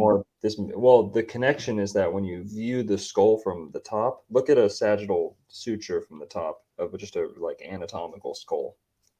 If you just see like a normal human skull from the top view, it's the avatar arrow is etched onto the human skull in the sutures of the skull. This guy here, or yeah, that was it. There you go. From the front, the avatar arrow. You'll see. There's better diagrams that show it with the stitching on the skull. It's pretty much the avatar arrow. So they were saying when looking at the top of the skull, it looks like the arrow, where these three folds of the envelope fold together, mirrors an arrow, or the tip of an arrow. So sagittal, like an arrow, the archer. That's where they get that name, sagittal. Hmm. It's also the top, and sagittal is like the top of the dome. The Milky Way is Sagittarius, like the top. Oh, even just looking here, yeah, like in terms of deepest- masculinity, yeah. top is deepest expanse of the universe is Sagittarius. So it might reference that as far as like the top of the dome. But it's It the is sagittal pretty- structure. It is pretty weird when you look at the sagittal. Go back to sagittal skull of previous hominids and like how thick the sagittus was. Right. The sagittal crest was. Let me go there again. I mean, just how much more intense it was and how we've lost so much of it. I wonder what the deal with that is, why we lost so much of the sagittal crest. Well, you know, what's funny is that I actually think about the sagittal crest a lot. Obscure body parts is my thing. But, you know, in like World War One, you look at like Gothic armor, they start emulating some of those old hominids, like the skeletal structure of some of these old hominids are being invoked in like the armor of medieval Europe. That's kind of like a biker gang one, but yes, that's the premise, is that when people are designing themselves for combat, they typically go to this. A lot of them will put up a sagittal crest to deflect blows over the top of the head. So it could be a combat thing, gene, you know, but right, even just the forward part of the face, right? There you go, yeah, with the sloping jaw, submandibular prognatism, the brow. Wow, that's pretty nuts. And yeah, what else were we going to talk about?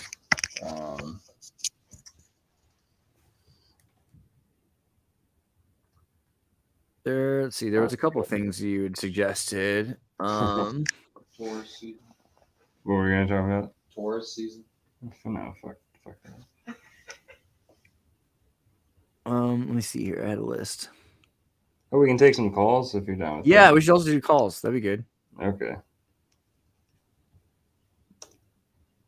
So here, I'm going to put the link Oh, out. there was also, just because you mentioned you want to talk about the computer keyboard. Yeah, That's we'll something let people call in and they can fill the in. computer keyboard is an interesting thing, and also some newspaper articles you wanted to show.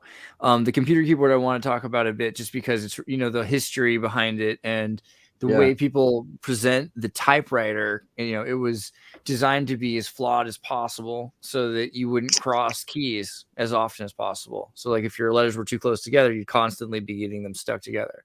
And then in the 30s, Dvorak, I think it's Dvorak, not like the composer, produced a keyboard, and it's so much better. Like in your left hand, you have A, E, O, I, right? So it's like all the vowels. You can type thousands of words with one hand instead of just 8 words. I think you can type with the QWERTY keyboard in one hand. On the home row. Telling my girlfriend to bring that bong back over here. We got like 30 minutes. We can do this. Do we need to put the link into the chat so people can try to join? Yeah, it's posted right now. Anyone who wants to call in, feel free to call in. I just posted it on my side too. Go to the StreamYard link, and then this is how we can. It's best screening for calling, I guess, in the world. The StreamYard, you just that was easy. See your face, like, oh, you too. Hello. Yeah. We'll let some people fill in here. Yeah. Yeah, Dvorak though, man. Everyone should switch to the Dvorak keyboard. And it's really weird because I used to be really into the Dvorak keyboard, and then the iPhone came out, and I kind of stopped using it in 2007 because they didn't make it really convenient to use, and it wasn't as predictive in some ways. It felt. I think now it's okay. Yeah. So, Morgan, if you can hear us, we're going to get you in here in a sec. We wanted to talk about what do you know about the command key before we go to the callers. The looped square is not only is it a Mississippian symbol, it's a distinctly Finnish symbol. And that is the only place, well, it shows up a lot. It's all over St. Augustine, built by Rockefeller's buddy. St. John's Arm, Bowen Knot, Nordic. Right, yeah. but all over, totally. Yeah. So that symbol is associated with the blank tikka, the swasti blank, and the swastiki torch, and Macintosh introduced in 1984 the command key, right? We all know this because I used to call it the Apple key. I always called it, I still do, the Apple key because it's otherwise you use control on a PC. Anyway, the loop square, Steve Jobs said showing the Apple logo throughout the menus as a keyboard shortcut was taking Apple in vain. Taking the Apple in vain, right? Thus, the command symbol, like a commandment. I mean, it's so much. It's a lot right there. Right. Right. But, Yeah. The Swedish and Finnish and Danish. Yeah, it's Yeah. on the money. That's right. It's on the Finnish money symbol. It's a total Viking symbol that made its way to Southeast United States and firmly embedded itself into Mississippian culture with the swastika as well. Oh, whoops, I said it. As we speak. Look at that. That's incredible. Mississippi culture in Tennessee, 1250 to 1450. Yep. Big Bird too, right there in the command. Okay, you ready to bring on some buddies? Let's do it. All right. Apple. Yo, Morgan. Hey, Morgan, what's up? Programming. What's up, buddy? Programming is if then, if loose if Oh, here we go. loose if ing, ask key code command prompt. It is coding 101 binary loose if What do you do? I loose if. If then, let line 1 represent line 2. Command. And then command then. Command prompt. Thank you. Command You prompt. got it. Right. Yeah, absolutely. Someone, Right. at least someone took their ivermectin this morning. Well, you know, because it's an if-then statement, and this is funny because I have it set up on my car right now. If my phone is in my car, or my car turns on and it sees it's there, it will then connect Bluetooth. If Bluetooth connect, command prompt start Wi-Fi hotspot. If then else, Bluetooth disconnect, command prompt disconnect Wi-Fi hotspot, right? And you know, this seems so simple, but this is literally how it all works, right? If 1, then no pixel. If if 0, then pixel, right? Or then black, right? And everything's just a bunch of 20 questions over and over, millions and millions of 20 questions. Is this pixel red? No. Is this pixel green? No. Is this pixel blue? All right, you got me. It's blue. 3.14 repeats, my friend. It is the slave mentality of the machine. Make me a perfect circle. I can't. I can only repeat 3.14 over and over again. So what's the deal with that, right? Isn't there like a base? There should be a base math that does pi in us as 4. I forget what it is. It's like base 10 or base 8. There's one of those. Not 10, but one of them is pi as 4. I think you'd have to find the square root of 3.1. I think you'd have to find the square root of pi. Well, that's no fun.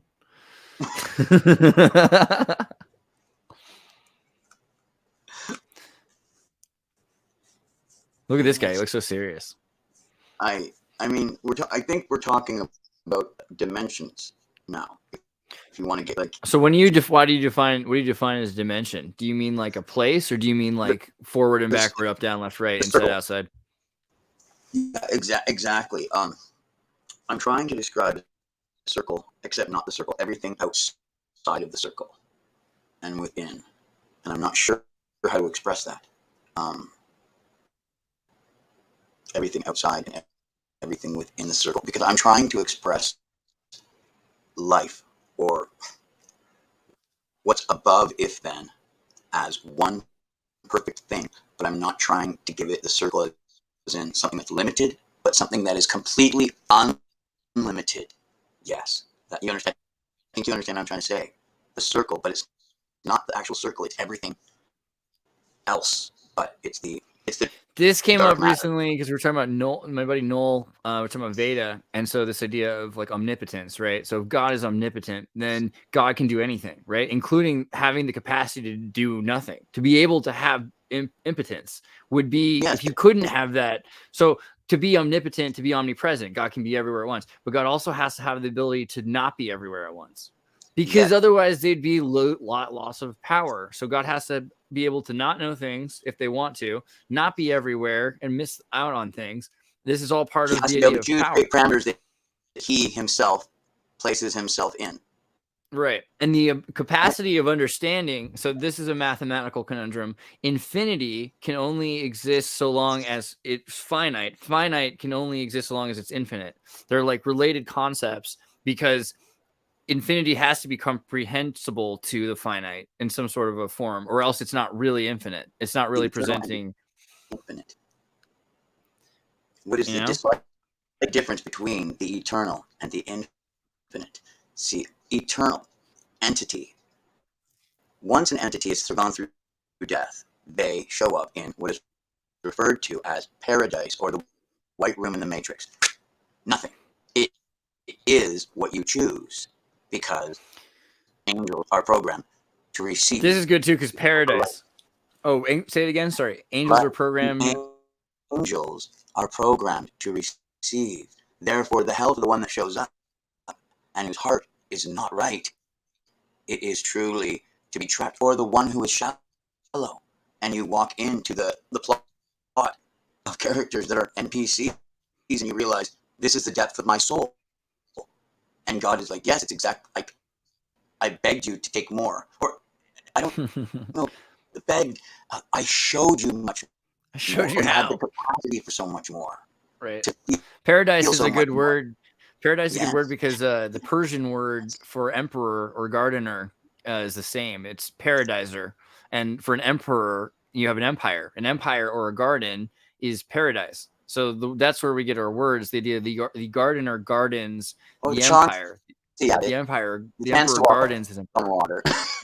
Right? You guys know what I'm talking about, right? Being there. Okay. With the tower and everything, and him, of course, being chosen, because who else can run the Ren Corporation? Then somebody understands there is going to be growth, financial and otherwise, in the spring. Oh, you're muted. I can't hear you. Your cat stepped on the mute key. Were you, Morgan, were you a Scorpio, if I remember correctly? Yes. November the 13th. Yes. Never slips my mind. But we're going to bring on the next caller in here. Yes, sir. Hey, your name is Morgan. It's a pleasure to meet you. We'll talk in the future. Come join charteringnova.com. Let's definitely compare notes. Peace. Excellent. Thank you, Morgan. Please call in next time. We're not going to be weekly for the next little. We're gonna start doing call-ins more. I think it's a great idea. Oh, dude, it is, bro. On the last call-in show I was on locally, we discussed the secret of my success and how building it stronger rather than breaking it down to give the financial holders dividends and things like that. Because then China comes in and overtakes you. But if you grow, you get more money, you get your worth, and you get stronger, then you buy them out. Brantley's right. I think it's like he understood too the secret of my success. The 80s movies, this big smash hit. Walking on sunshine. Whoa. Dun, dun, dun, dun, I'm walking on sunshine. Whoa. And don't, that glitch actually elevated that. That's good. It's in the I think the glitch auto-tuned you. That's good. We'll see soon. All right, Morgan. Landed on that note. A high note. No problem. Yeah, we gotta get him something that keeps him from glitching, because it wasn't bad info. It'd be nice if it was about the glitch. How's it going? Who's this? Zephin. Hey guys. Zephin. What's up? Zephin, how's it going? Good. Can you guys hear me? Yeah. Yes, sir. All right, cool. So because you guys have been talking about, this fun radiation stuff, I wanted to bring up a classic name on the subject and see if you guys really know him. Galen Windsor. Yeah. He has a great video that actually I have no idea why, but it's still up on YouTube. And he talks about his entire career in the military and nuclear processing plants. And the dude eats uranium. Swims in it too, yeah. Swims in it too. He had a pool. He said he actually took a cup of water out of it every day and drank it. Yeah. So like that, it's a great video if anyone hasn't seen it. Is it okay if I post the 5-minute of him eating uranium in your chat? Is that cool or no? It's probably, I don't know if the link will go through in mine because we have like Autobots, but I'm put sure they put in the Tartary Nova Discord. And what I'm going to do right now also is I'm going to go do the Tartary Nova Discord and post the full 47-minute talk he does also, because I think that's worth sharing with people. Absolutely. If you share it in the private chat also, but let me go to you know how to go to tartarynova.com? I'll just show this really quickly. Okay. If you go to this link here, can you pop that up there on the screen for me, Dr. Longo? Sure. Yes. So sir, yeah, Nurse go to Nancy. tartarynova.com, right? And you click on the Discord entry, and then here you can enter here, and you can post right in there the links, and we'll make sure that they're available for people. I'm going to do that on my side too from the 47-minute video. Okay, cool. And if it's cool, I'd like to bring up one thing from Longo's videos earlier about Lord Bacon. Is that cool? What, the new Atlantis? Yeah, we were talking about Yeah. it, but I said I was going to bring it up, and somebody asked me to do it, so I Sure. wanted to. In this book I bought is called The Essentials of Agriculture. It's from 1912, published in 1912. The reason I wanted to bring it up was after all the prefaces and everything, you get into the meat, and the very first thing you have is an excerpt from Virgil, which I'm not going to read because it's really long. And then you start the whole book off by the first words being Lord Bacon. And Lord Bacon, a noted English philosopher, was at one time much interested in agriculture. He collected and read carefully many books on the subject, and when he had finished reading the books, he ordered his servants to take them into the garden and burn them, because they dealt with the art and practices of agriculture, but contained no principles. Well, it's pretty interesting when you think about Francis Bacon and Nova Atlantis, right? I did a video on Nova Atlantis as well, talking about how, and this is also the Columbus thing, they're talking about going to India or whatever that really means, right? If they're trying to reach the East Coast or the West Coast, because if Florida or California is where the Rosicrucians want to build Nova Atlantis, and a lot of the Rosicrucians go to Florida first. I don't know about a Mork in Florida today. Do you guys have like Rosicrucian temples? I do know that in California they ended up building. There's a lot of Jesuit. There's beautiful Jesuit cathedrals, but not like overtly Templar. Or if you go to San Jose, California, there's, I think it's Herbert Hoover Junior High School. Right across from Herbert Hoover Junior High School is this Masonic-looking temple, but also with some pyramids. And it's an Egyptian Amorc Rosicrucian temple that has actual mummies and actual pieces of crypts and tombs from Egypt that have been brought to America, and they've resurrected it essentially, and they do their rituals, and they have like an observatory that they have ritualistic stargazing, and parts of it you have to be members of the Rosicrucians to join, right? But I think the reason is because they thought they were supposed to go to Florida first, and then they end up thinking, no, they need to get to the other coast. And just specifically because of Nova Atlantis, I mean, not, yeah, right? Because thinking about primary Atlantis would have been at a time when the Western Sea interior would have divided Florida and California. California would have been an island, and Florida would have been probably larger and would have encompassed a lot of the Arcadian areas into the the north and into the Bermuda Triangle. Yes. So it's there. Those are the two powers, right? And then there's a sea in between it, which today we think of as like prairie lands, but that would have been sea a lot of the time. Yeah. I did misspeak. There is a Templar church. There's a glorious stone, solid limestone Templar church in Miami, just outside of downtown Miami, North Miami. Ooh, we have a picture of it. What's it called? That is Saint Bernard de Clairvaux. I have a video about this, and I guess I'm guilty of thinking with the mainstream for a second, because they tell us this cathedral was reconstructed in Miami, stone by stone. That's the story we gave a lot, isn't it? Shipped over the boat. by William Randolph Hearst. You want to pull this? Oh, really? Who, No. Well, can you pull the picture of it? I want to show other people. He illegally purchased it. Of course. From the border of France and Spain. Right. Then they brought it. The Basque Country. And it was a temple. It was a Cistercian and Bernardine church. So Cistercian, and then later the Order of Bernard.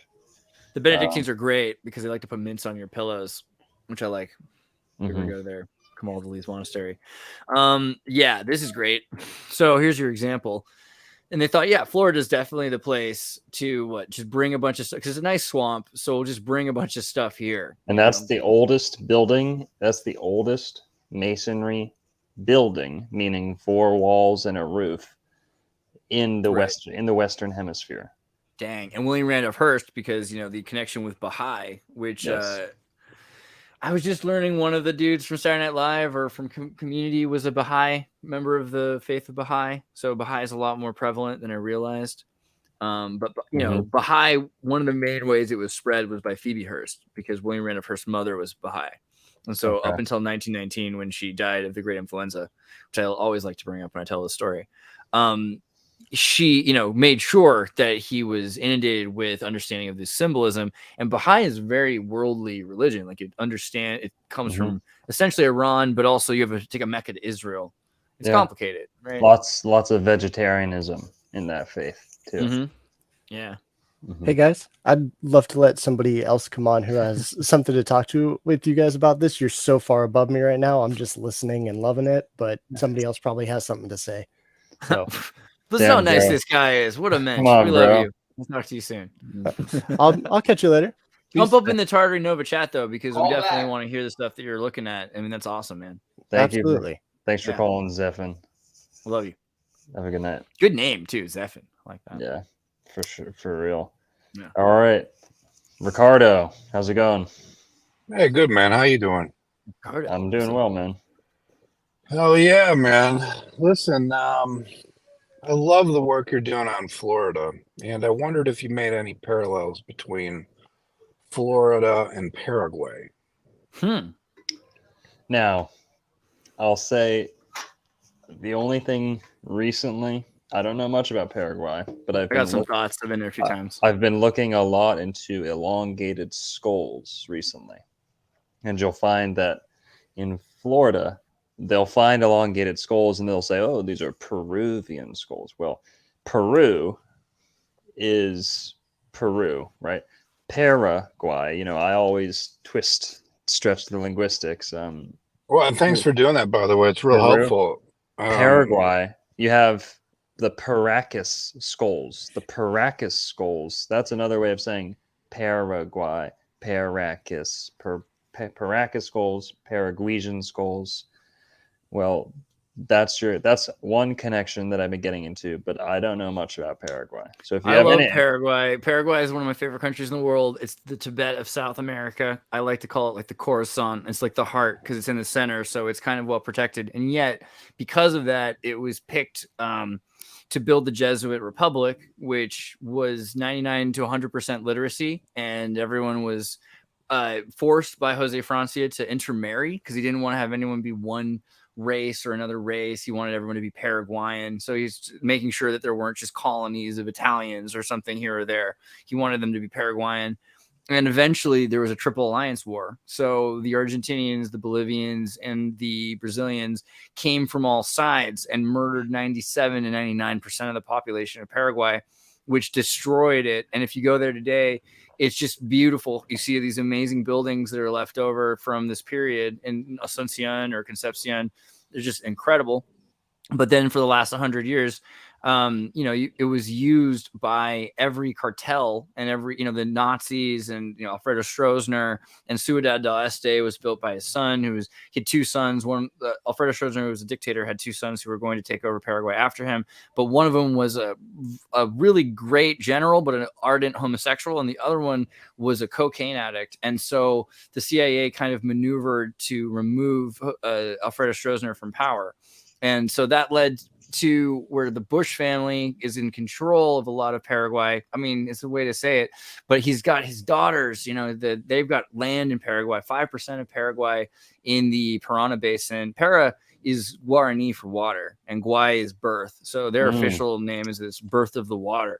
And it's the most amazing water. If you ever get fruit or vegetables, I've had carrots the size of watermelons in Paraguay because they grow from the Iguazu waterfalls. And so the water is like brown because it's filled with minerals and dirt and everything like that.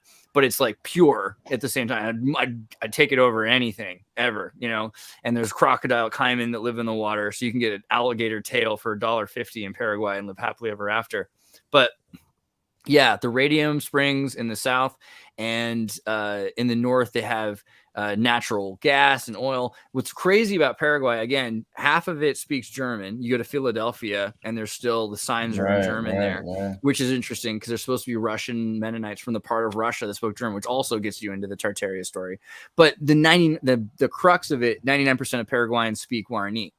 And that's not true of any place. There's like very few places that still speak their indigenous language still. I remember it's the national language of Paraguay along with Spanish. It's the only nation with an indigenous national language. I remember, and this is how serious it is. I remember being on a bus in Paraguay with a lady, you know, who was reading a Guarani to Spanish dictionary because she was trying to figure out how to speak Spanish better. Because she mainly spoke Guarani in the parts of Paraguay where she was living outside of Asuncion. She was coming to Asuncion where a lot of people spoke Spanish.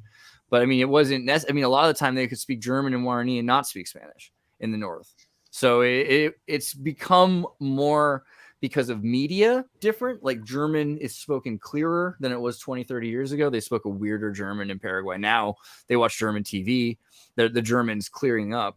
And the same thing with Spanish. I mean, because Univision, Mexican television has completely changed the way Spanish is spoken. But what's interesting is Paraguayans, because of the Jesuits, they're beaten into speaking Spanish perfectly, right? The Peruvians, Bolivians, and the Paraguayans speak Spanish on a level that Argentinians just cannot. It's impossible. And the Chileans, you know, it's a beautiful cursive, the way they drop letters out. But there's no circumstance where you would be confused as to what you're hearing when you're hearing a Paraguayan speak Spanish. It's very clear. Wow. Well, I think you hit all the high points. That's for sure. Yeah. You know, I wanted, you know, but I'm going to go there actually. I think either September or something. I'm going to Paraguay pretty soon. That's why this guy's great talking to. He's perhaps. I had a friend. Well, the one thing you didn't mention that is worth mentioning is the Paraguayan herb. Oh God! So that's interesting. You bring that up. I don't know how much I should mention. You're talking about the herb, you said, right? Well, it's called the Paraguayan herb, the Jesuit tea. Yeah. So there's the two. Guarani called it kai. There's Tereré. There's Tereré, and it's all based on the water longo, and that's the point. Yeah, the Tereré is with ice. Wow. Right. But yeah, I mean, Paraguay and Florida, as far as the aquifers and stuff go, I mean, that's a really good point. I'm glad you brought Tartaria, the whole thing. I mean, you're looking at like so what's they called the Jesuit bark is Chichonia, which is where they made the chloroquine, whatever, hydrochloroquine, or what's the stuff that right. That's from chloroquine. Yeah, because gin and tonic has cinchona bark, so the other bark that they mix it in, they like to use yerba mate, and yerba mate has got its own source of energy that's not caffeine. It's like a mate fiend, and all around South America, you know, the Germans love to have these silver straws that they put into the gourd to drink the mate, and they've got these rituals essentially like how you share your mate. But in Paraguay, because during the Triple Alliance War they couldn't make fires or they would have been killed, they started drinking cold mate, which became tereré. So a lot of Paraguayans don't even know that a reason why they are the culture for cold yerba mate is because of like the complete genocide of their people. Right. Okay, well, that's awesome. I mean, not awesome that it happened like that, but you know what's crazy is Ricardo, 2023 genocide is awesome. Oh, Paraguay. No, we love Paraguay more than any. I'm glad you brought up. Why did you like to bring up Paraguay, by the way? Because I think there's a number of parallels that are important between Paraguay and Florida, and you know, starting with the indigenous, you know, and we've already talked about that, and then the water, the aquifer system, and the reduction system with the Guarani, that was all based on the aquifers, and then the Right. architecture of the reductions, and then resembling, the edifices we see in Florida that Longo has pointed out, and the parallels. They're extraordinary. Yeah, I'm gonna get around to looking into Paraguay. Paraguay is soon. the secret, man. Like people don't think about it, but a lot of what powers South America is the Iguazu hydroelectric system. There you go. Paraguay's paradise. The next It's my favorite. Yeah, but I mean, you got to also remember that Paraguay was the largest country or area, let's just call it. They also call it the missionary region. Before it was Paraguay, it was considered the missionary region, which would be the south of Brazil, Paraguay, Uruguay, and northern Argentina in this region. But so hey, Ricardo. So I mean, there's a lot going on down there. Anyways, that's about all I had. We're gonna bring Ricardo, in the next. I was gonna say though, Ricardo, this is fascinating. You're awesome. I definitely want to hear from you. I hope that you also can get into the Tardi Nova Discord. We talk again because just anytime anyone's bringing up things like this is awesome. Thank you. Yeah, right on, bro. I appreciate it. Yeah. All right, guys. Thank you, Ricardo. I'll talk to you next time. Yeah. Cheers. Call in soon. All right, we'll do Longo. Appreciate it. Later. Have a good night, man. You too. Dave from Sarasota. Ooh. I think that's Sarasota. It's cut off. Which Sarasota? The New York Sarasota or the California one? Florida. Can you hear me? Florida one. Hey, how you guys doing? The only one that matters. Yeah. Cool channel, man. I've been learning some stuff on here. Just been on for like 2 weeks and came across some research and just wanted to talk, mention a few things. But you guys talk about so many different topics. It's pretty cool, Oh, so sure, yeah. Thanks, man. Yeah, but I heard you mention the other day about the North Pole and kind of, some ideas about that being Atlantis. And a lot of my research, I think I may have came across you because I was trying to study the Phoenicians a lot, and I kind of think they're linked to the Canaanites, Longo, and then the Giants and all that. Oh yeah. And then you get into all the flat Earth stuff about the North Pole. I don't know if you've looked into some of these legends, somewhere like Admiral Viking Byrd. legends. Yeah, Admiral Byrd, and then so I kind of put together some stuff about the North Pole, the Taurus field in the North Pole, and there's supposedly 4 whirlpools that go into like the inner chambers of the Earth, and then it's a possibility that some of the giants went in there, Nephilim or whatever, went in there during the flood time and could have came out and helped the Scythians and then helped eventually the Canaanites and stuff like that. So Yes. Now the Scythians, I always say, to generalize, the Scythians were the cavalry, the Phoenicians were the navy. So right. Different missions, but same genetic origin, same polar Arctic origin to these peoples.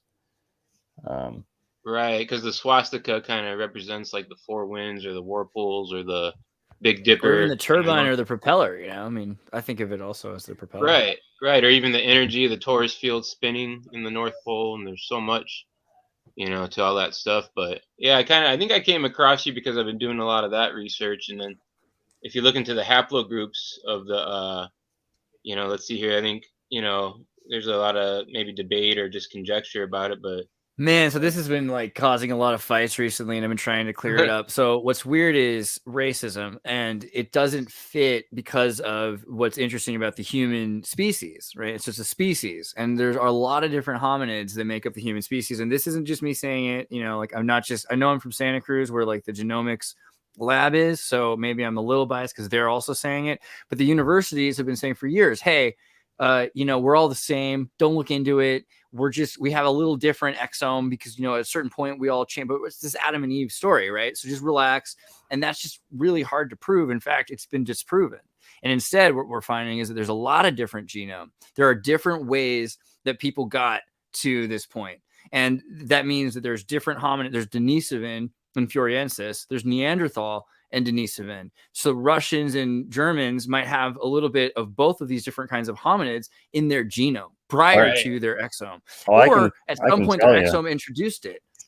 Yeah, I found that too. So race and haplogroup is a far later thing, while there's simultaneously something going on in our genome that is but what's beautiful about it, and this is also really important to say, is that we are a species. We are one. We are singular, because the fact that Neanderthals and Denisovan and Floriensis and Heidelbergensis and Homo sapiens can all breed together means that we all have the same unique promoter sequences and exodrivers that would marry them together.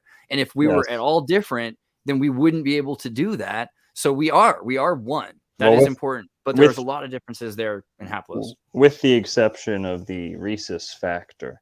We are well, and that's again with the point. I mean, so the idea that there are simultaneously different kinds of genomes that can have the exome later on, we can still have hybridization, even though someone might have Denisovan in their background, right? There's no reason why that stops a Russian person from existing. Same thing with Neanderthals. Russians have a considerable, the most Denisovan of all the Europeans. Well, there's a large continent, you know, so Eurasia. So they also You're the thing right. is there are Putin. parts of China. Well, let's just make it. Let's just make it simple. Generalize. The leader of he owns. Yeah, he's doing the leader of Russia. The leader of Russia is a Denisovan phenotype. You can tell bone structure. Has Asian. You know, right. Bone but if he had a structure. kid with somebody from Indonesia who had Floriensis DNA, what are we going to say about the genome versus exome haplotypes? Because the thing is that there's no reason why we can't all be a single human species. However, we are interested in knowing about the epigenetics that have developed because of culture, right? And meme. This is why Phoenicians matter, because whoever came out of the North Pole to roughly 22,000 to 10,000 years ago came out with a different blood type that was forged in the ice. And this was debatably the rhesus factor is what I'm talking about. Rh negative people left the North Pole around 15,000 years ago. And the story of the Veda, you know, talking about copper-lytic or catalytic blood, the idea of having copper blood. These were the copper-blooded people, yeah. Right. Yeah, blue bloods. So it's the idea that there are, you know, and this is where it gets pretty crazy. But like the question then is, do they have similar exodrivers in DNA? And a lot of the mythology, like the mark of Cain, is that he's the son of the lizard in some Gnostic versions, right? So there's a lot to be said about could there be different origin. I mean, we are very unique. The fact that we don't have the Sagittarian crest in such a we have it said it almost looks like it's been cut away and removed and sewn back up where it's missing. You know, the best thing is that people think it's like racist to analyze skull shapes in terms, but it really doesn't tell you anything about intelligence, but it's actually such an interesting thing to study in terms of like culture. Like, you know, the continent with the largest, you know, rear lobe, I don't know the terminology, back of the brain, is the one that has the highest rhythm. You know what I mean? The one with the highest up forehead is best at this and that. And there are things to be deduced from stuff like that. Yeah, but also what's interesting is you'll find that maybe that, again, those are coming from the hominids, not from the haplotypes. So you could find that there's people that are Asian, African, American, whatever it is, European, but they all have the Homo capensis hominid in the genome. And this is something that's emerging now that they're starting to talk about is genome sciences because of 23andMe. They're starting to do really deep scans of people's DNA and not just looking at the exome. For the last 20 years, they just said, okay, we're not even going to scan the part of you that led up to where your family starts. We're just going to assume that that's all the same for everybody. And it isn't. Let's, Dave. Yeah. Nice meeting you guys. Nice talking. Yeah.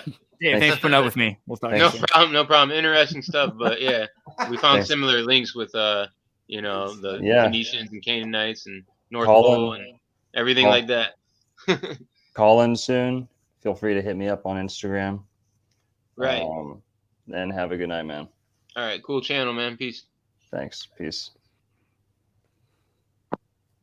To Tamatra. You have to help me with that one. How's it going? Doing really well. Doing very What's up, well, buddy? Longo. Good to speak to you and Xerxes. Xirtus. Xerxes, yeah. I don't mind it. That'll work. That'll work.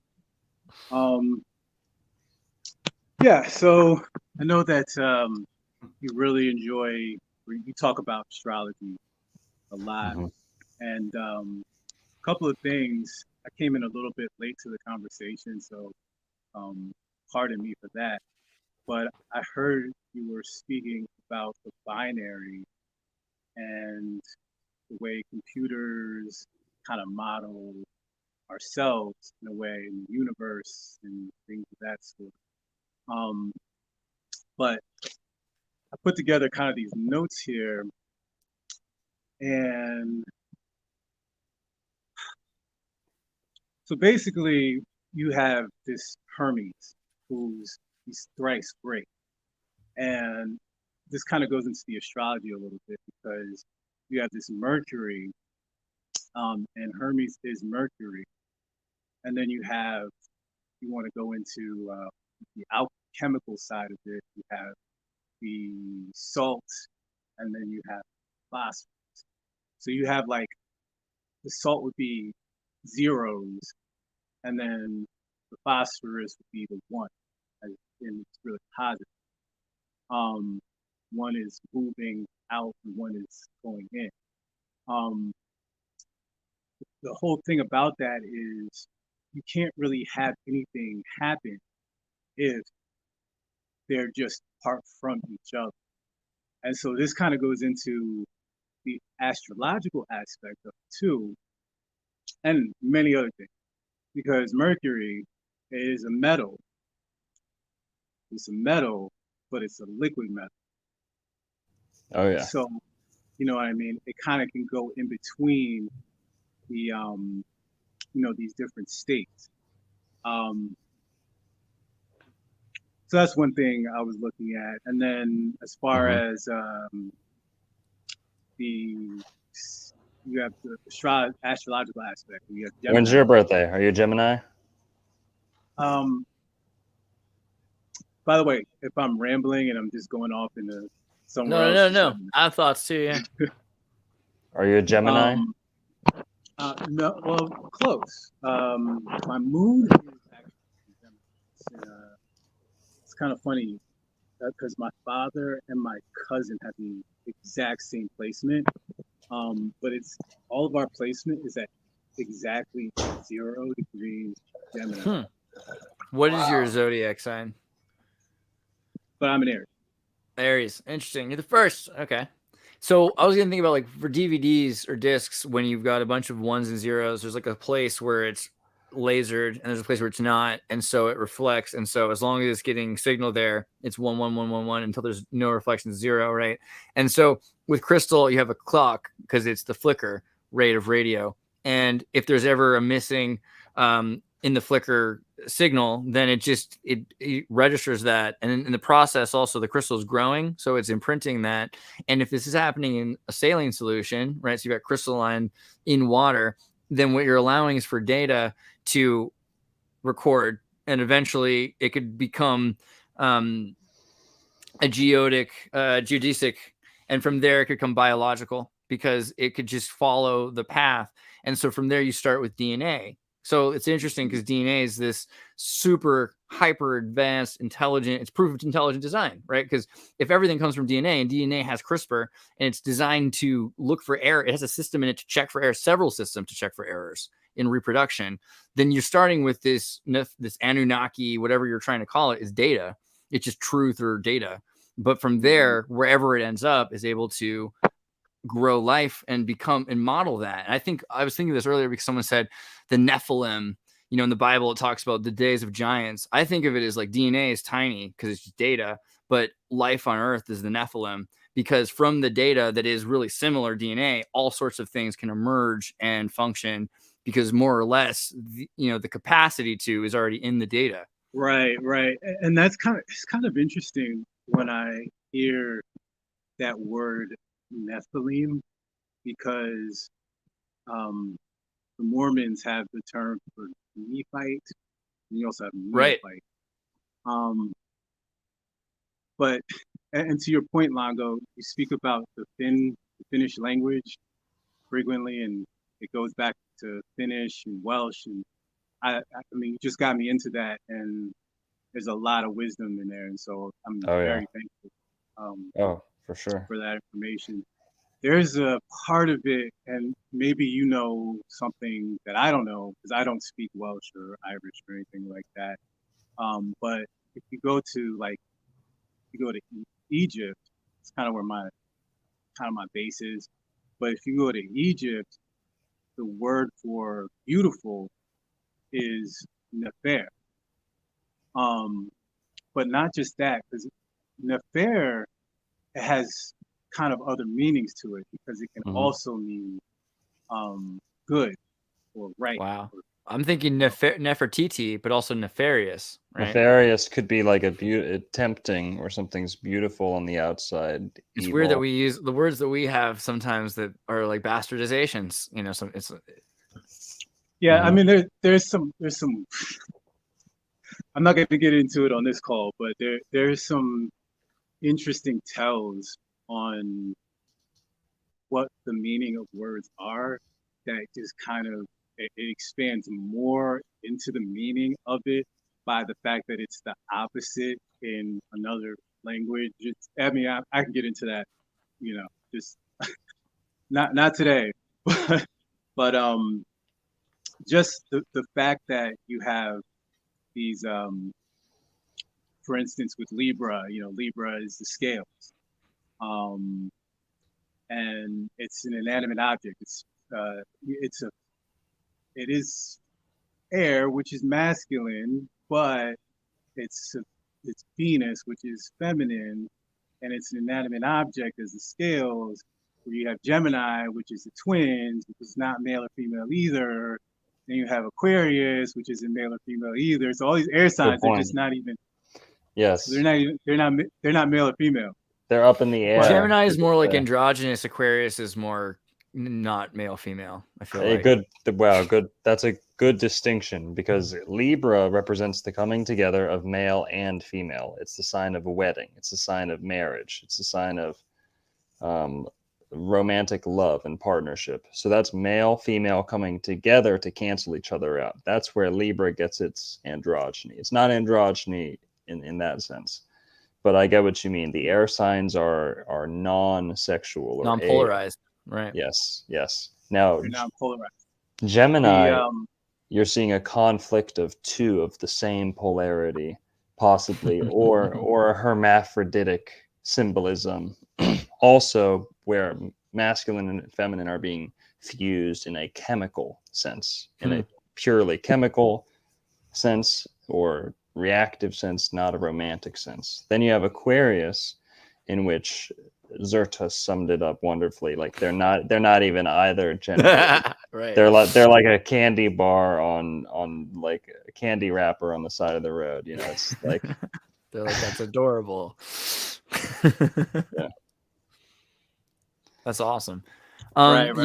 The other thing I thought when you bring up Egypt that's interesting is just because we've talked about like the Suez Canal and the areas where there's been all of this trade and traffic, right? So from Ethiopia out, but that these Viking boats, right? So we're talking about all of this idea of race or whatever, but culturally they're the same boats in Eritrea as they are in the Viking areas. So you've got a meme culture, right? Again, it's a meme culture where people that do the same things are interacting with each other.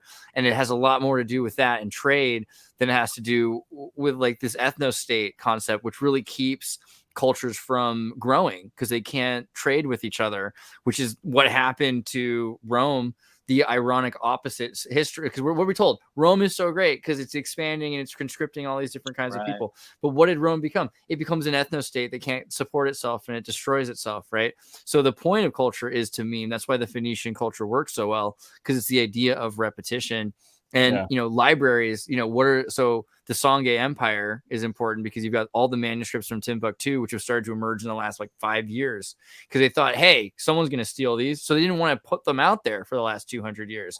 But in the meantime, you know, people have been under the impression that there's just zero history left. So there's a complete erasure. No, we're just now starting to find that people have kept these things. This is the esoteric school, You know, and why does it exist? It's because they're afraid it's going to be completely erased. I would also add to this that Phoenicians, it's a good point that Xirtus is making about the Phoenician approach to certain things versus the Greco-Roman approach to certain things, especially with reproduction and sexual practices and stuff like that. Well, and culturing, yeah, and racing of the mixing of the races. Right. The Phoenicians fearlessly mixed races because they still maintained the ancient fertility rites of the old world, meaning that they were able to always draw the best genes out, almost with like IVF level, But there's possibly part of the deal with the epigenetics is like if your kids get to follow your lifestyle and certain things happen that trigger, it's like if you work out, muscles grow. There's levels to this, you know. If you take somebody who was, for generations they were soldiers, and then all of a sudden you put them in an apartment and you don't let them move much and you make them eat Doritos all day, it's gonna change. You know, that's epigenetics. And you know, so. How do you say your name one more time? Tamatra? Tahoot Matra. Tahoot Matra. Tahoot Matra. Matra, you can say. Tahoot Matra.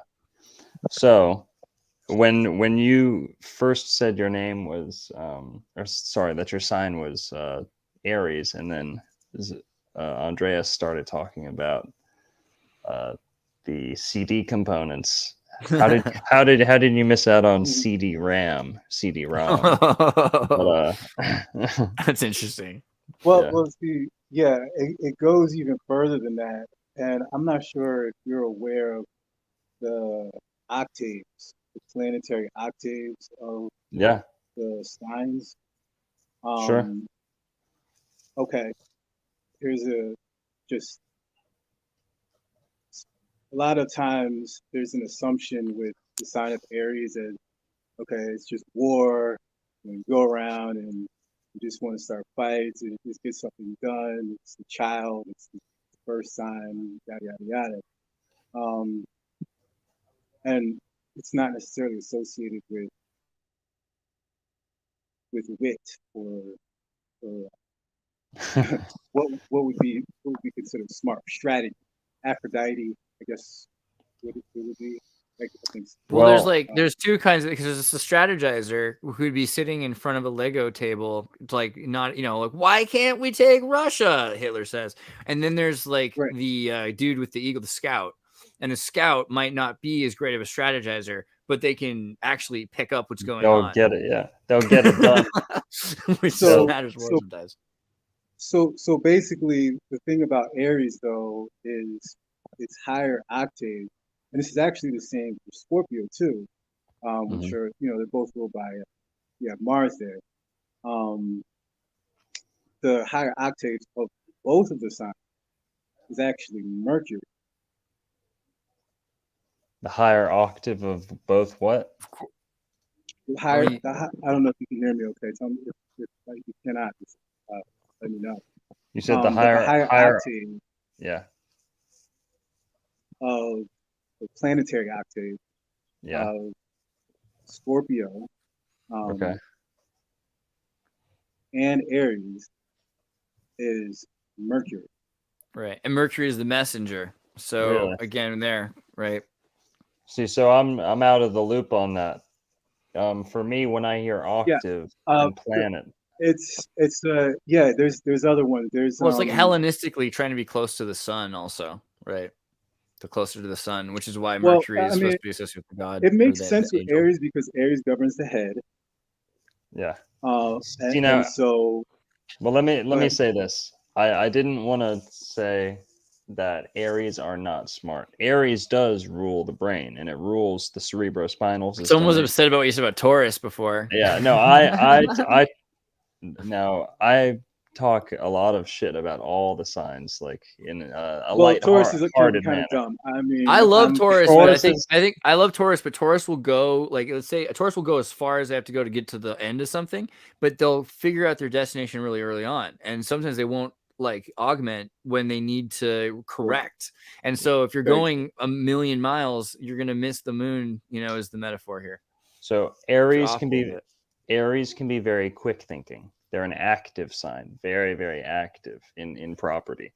Then you have Taurus, which is one of the most fixed and stable in essence. And now the world's not. Sorry. Now you have to remember there's intelligence, there's wisdom. You know, what's the wisest sign? Well, allegedly it's Sagittarius. Does that mean they're the smartest? No, absolutely not. They're not the most intelligent. They're not the most learned, book smart. Pisces might be Virgos kind of blow my mind. Like, how you been? And they'll be like, I just learned the encyclopedia by heart. Yes. Like, okay. Virgos are extremely book smart, meaning they have to manually digest the information they're learning. Like a gardener, they tend every single line with care, and then they materially digest that information, and they are like encyclopedic afterwards. Virgos, my dad was a Virgo, very, very smart, you know, very encyclopedic like that. And then you have I got a lot of Pisces, so Virgos being Virgos. I mean, I get along with everybody, but it's really funny because I'm all just it's all one, man. You don't have to look at the details, just forget about it, you know. And Virgos are just very, you know, you gotta do this, you gotta do this, but so that's the beautiful thing, because they're opposites, and what they so my dude together in the middle, and it's kind of telling us something. My dude, I'm gonna bring the next caller in here. Absolutely. But I appreciate you calling in. Please call in soon. Have a good night. AP, is this big AP? The one and only? Indeed. Gentlemen, how are we? Oh wait, no, that's a different AP. He's my cousin. Shut up. Not Aboriginal power. I don't No, think so. no, I'm just joking. Yeah, just wanted to say what's up. Appreciate the info. It's good to hang out with you guys and smoke up on a Thursday night, getting the gravy downloads. Oh hell yeah. Yeah, it's been a blessing to really see all these threads tied together, man, all these commonalities, and it's inspired me as a film. I'm from Canada originally. Oh, sweet. Yeah, I grew up in like near Lake Huron, the Great Lakes. Oh, cool. Happy MK Canada. Yeah, super interesting region, and it's actually inspired me to do more like boots on the grounds, do more drone work. I think we can get these nodes going around the realm. Pulling this information is going to be awesome, but I'll stop rambling. I'm currently in Tulum, Mexico. Longo, I know you're not in Florida, but I'm across the Gulf. Oh yeah. And I've been here for kind of on and off 2 years. It's been drawing me back, the vortex here. Super weird spot. Tons of anomalies. One of them being the ruins, which are like very prominent. You see it on the postcards. And you go there, and I'm not gonna like insult them. They don't seem super impressive, but I imagine that's because they're on top of tons of melted stone and all these weird geological oddities kind of in that region. It's just super, super weird. And the other thing is, I noticed as soon as I got here, I can't ground myself. You know, I'm all over the place. I'm floating, and that's because I'm standing on top of the caves, like the largest underground river system in the world. And I know you guys are talking about the Radium springs and all the things in Florida. So I'm just curious if you have any info, because these things are alien. They're everywhere. All the cenotes you can go to. I've swam in some of them. You know, the Mayans use them for sacrifice allegedly, but you swim over top of some of them, and it feels like you're going to get sucked in. Like it's just such a portal down to the earth. A lot of the oil rigs, there's been a lot of reports like radium levels increased in parts of Mexico close to the oil rigs, and along the East Coast, there's a lot of that. Tulum, I remember a while ago, there was a 32,000 square mile area. Yeah, 32,000 square miles was surveyed in the Tulum area, and they found this giant LiDAR Mesopotamian city. Like it's huge. It's like something like 50 square miles or something like that, but also spread out across the entire area of Mexico in Tulum. And it's grown over, and there's a bunch of sand, and like, of course, it's near the ocean. So, you know, that's also without anything to keep it preserved.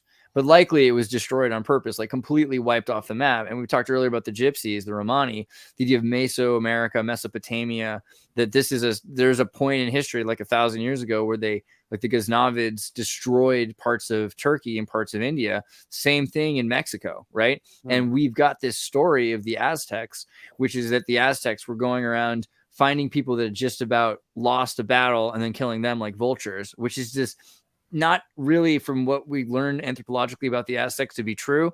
And that a lot of this stuff was already happening. They're always pushing that there's an environmental shift that was going on that was causing droughts, and trying to come up with reasons why the Aztecs were the way they were, and then ignoring the rest of the cultures, but saying, okay, here's a good way to clean up why everything was just destroyed, right? And then you can watch Mel Gibson's Apocalypto and it'll be fine. Yeah, exactly. But Tulum is there's where the matriarchies of Mexico were, right? And there's this queen story. I forget her name now because I wasn't prepared on this, but there was a queen across the Tulum's region to the Yucatan, and her family, they for I think 200 to 400 AC, I think, is when they finally were killed off. So this is centuries again before when the conquistadors are supposed to arrive. But again, the story that there's a Moorish trade route there, who knows what's going on? If there's an environmental shift, everything is destroyed, and then there's no way to connect these areas anymore. And we talked about highway robbery, right? When the Roman roads are destroyed and all of a sudden the robber barons are robbing people as a tax so they can cross the road. What do you think is going on with pirate ships? And today, this is what's going on with ships, right? So I think, Mexico's a major spot for that. I'd also say look into the neoclassical aqueducts across Mexico because, nice. Right. You hear those crows? I feel like there's a murder of crows outside. Damn, dude. Crow 777. Sorry, just one more point. Apparently, Tulum was also an observatory to speak with, I believe it was Venus or Quetzalcoatl, like the hummingbird. I don't know if I'm lining up. That's really interesting. I don't know if I'm lining up the three translation correct, but one of my really trippy Mexican friends, who's like super mystical guy, he told me that. Well, Venus has been coming up a lot recently. Keep going, sorry. Yeah, there is a Venusian hummingbird stele carved onto a big limestone boulder in Florida that Gary Daniels, shout out Gary Daniels at Lost Worlds or Ancient Worlds, I forget. Gary Daniels points out Maya came to Florida without a doubt. So like, where you are, that's only a canoe ride right over to where Florida is. Yeah. And the mainstream history will absolutely tell you no one made that journey. For some reason, they're dead set on no one having made that journey, even though it's clear they did. And in a weird rhyme to this story, the Russians recently were saying, while there's no evidence that NASA went to the moon, we, the Soviets, went to Venus. And so Venus is hereditarily a Russian-owned planet, and they're claiming Venus as Russian, right? So that's interesting to me because on one level, you've got, hey, did we never make contact with Selena, the goddess of the moon? Maybe not, but did they make contact with Venus? And these are Venusian temples. Well, Russia, it would make sense. And remember, this is all figurative. I don't believe in these fucking NASA fake ass planets. I was talking about Selena, the goddess of the moon, and Venusian. Yes. I mean, come on. Russia is the is the country of the rose, the Russia, the Russian. This is the rose, the people of the rose. I do believe in Valiant Thor, though, who was a Venusian. You have Etruscans who come from the Finns, just like the Russians come from the Finns, the Finnish. This is the Rose family. And then you get the War of the Roses in England. And Rosh is Hebrew for skull because it blossoms from the womb, right? Yeah, skulls and roses, for sure. Pirate flag is the Jolly Rouge, right? The pirate flag is pirates. There you go. That's a good one. I like that one. Baton Rouge. Right. Whatever. Jolie. Baton. So, AP, when's your birthday, man? January 4th, sir. Nice. Capricorn. Yeah. Although, okay, quick sync on that because I was known as a Capricorn for a long time. And then I had a buddy who does Vedic readings. Oh god. He's like, mate, this is all fucking bullshit. You got to do a Vedic reading. He's like, doing the whole thing. And God. apparently in that I'm a Sagittarius because it's a month off, and he was telling me a bunch of other crazy shit. And so I was kind of like half and half, and then I came to you, and just the way you were laying it out was like, okay, this makes way more sense. So I'm curious the distinction Yeah. between the archetypes and like the Vedic, because it is a bit confusing. Listen, man, it's sad. It's sad that Vedic astrology as an industry, as a practice, feels the only way that they can get because it's an uphill battle. You go into my bookstore, it's 99.9% Western tropical astrology. Why? Because it works. It's easy to pick If you up. go for the It's Tamil, avoid the Vedic, go for the Tamil, because the Tamil's better, I think. Now, I'm not a Vedic astrologer, but I can explain to you how the word Vedic has been applied in recent times to things that are not ancient Vedic. For example, the ancient Vedas, in ancient India, in terms of constructing temples astrotheologically, they were using tropical Western astrology. Why? Because this is the system that repeats yearly with the solar cycle. It's not out of tune. It's not out of sync. It's a bunch of idiots, Copernican, Darwinist, materialist idiots who got on a bunch of British and Dutch ships, took over India, and corrupted their schools. And Not all of them. kept things antiquity, so that they things have to shift. And what if they don't did, shift, they're stuck. They got them onto the heliocentric model, and they instilled the idea in these people that they had to adapt astrology, invert it to speed it up, like as if it was wrong, because they were operating on the fundamental misunderstanding, on the fundamental wrong assumption that astrology was only invented when the sign of Aries was on the horizon, on the equinox. That's a lie. 10,000 years ago, there's zodiacal figures painted in caves on, this and that. So the zodiac is way older than the age of Aries, which was 4,000 years ago. People who use Vedic astrology as if it's some type of cure to a incorrect, faulty Western tropical astrology are not using Vedic astrology for what Vedic astrology is for. Now, the best application of Vedic or Jyotish astrology is the real-time planning and location of planets in your day-to-day activities. Planning, when am I going to get married? Well, let's look to see when Jupiter is or Venus is in an auspicious place. Now, that Vedic astrology, using the actual real-time, look, I can see the planet right there with the constellation right behind it, that is more real-time application where I'm getting married 6 months from now. And like I said, now, if you're going to look at your birth chart, my friend, Western tropical astrology is the study of the science of light and magnetism, electromagnetism, and how it inhabits and animates the human body. People say, well, why don't you take your birth chart when the body's conceived? Because it's a study of light, not matter. Because when you leave your mother's womb or your Amazon factory, a baby, human birthing port, when you come out and receive your first light ever, you are being cast with solar radiation. And this is God. This is soul. This is luz. Luz in Spanish, Latin, light. Luz backwards is soul. So you're cast with your first light, sunlight. Doesn't matter if you're in a hospital bed. When you're in your mother's womb, you're protected with the amniotic fluids protect you from solar radiation through the skin, through the whatever. You're in a forest, you're in a building, doesn't matter. You're still getting penetrated by solar radiation, unless you're in the womb or in a lead bunker. So as soon as you're taken out of the womb, you are then subject to the immediate conditions of the sky and the positions of the lights in the sky at the moment you are born. Now that is like an imprint. Now Vedic astrology, being more concerned with the real-time position of the constellations, is missing out on the fact that when we're saying someone's in Aries, we're not saying this star was behind the sun at the moment they were born. No, someone who's in Aries is born with the energetic imprint of springtime, of fire, of the hot, fertile, sexual, explosive impulse of spring.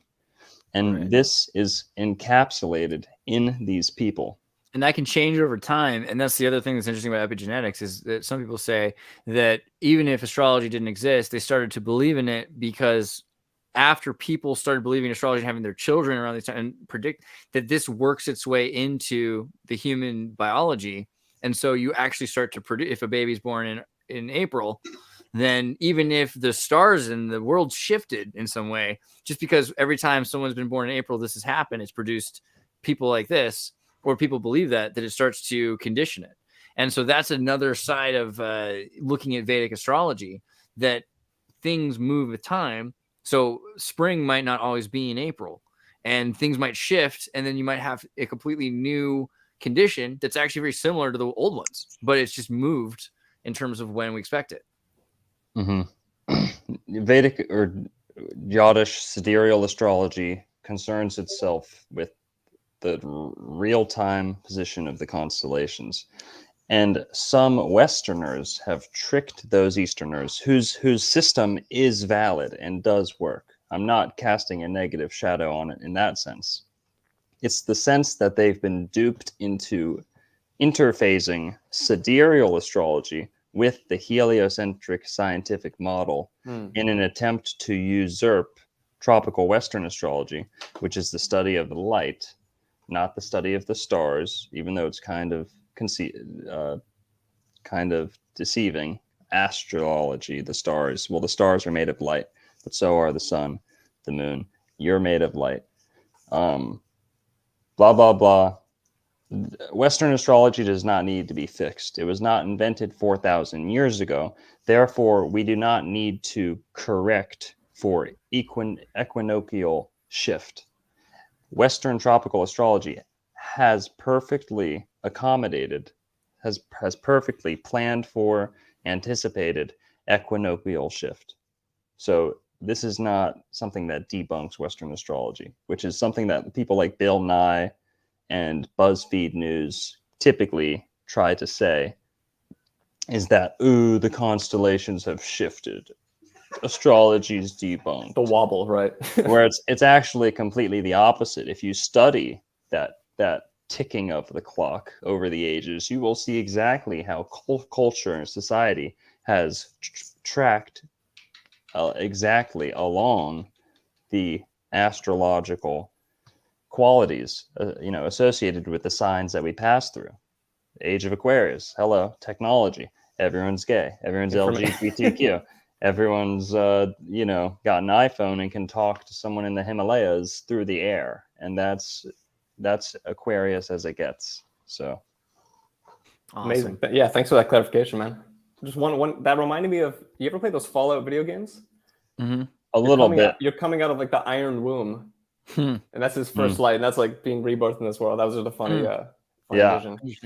I was more of a Skyrim guy myself. Dude, I swear to God, I was about to bring this up. Remember in Skyrim, your attributes, you look up to the heavens, you look up to the Zodiac, and that was a very powerful vision when all of it started clicking with me recently. Like I remember that moment from the game. You're looking up to your story. And all the skills, the skills in the stars. Fucking beautiful.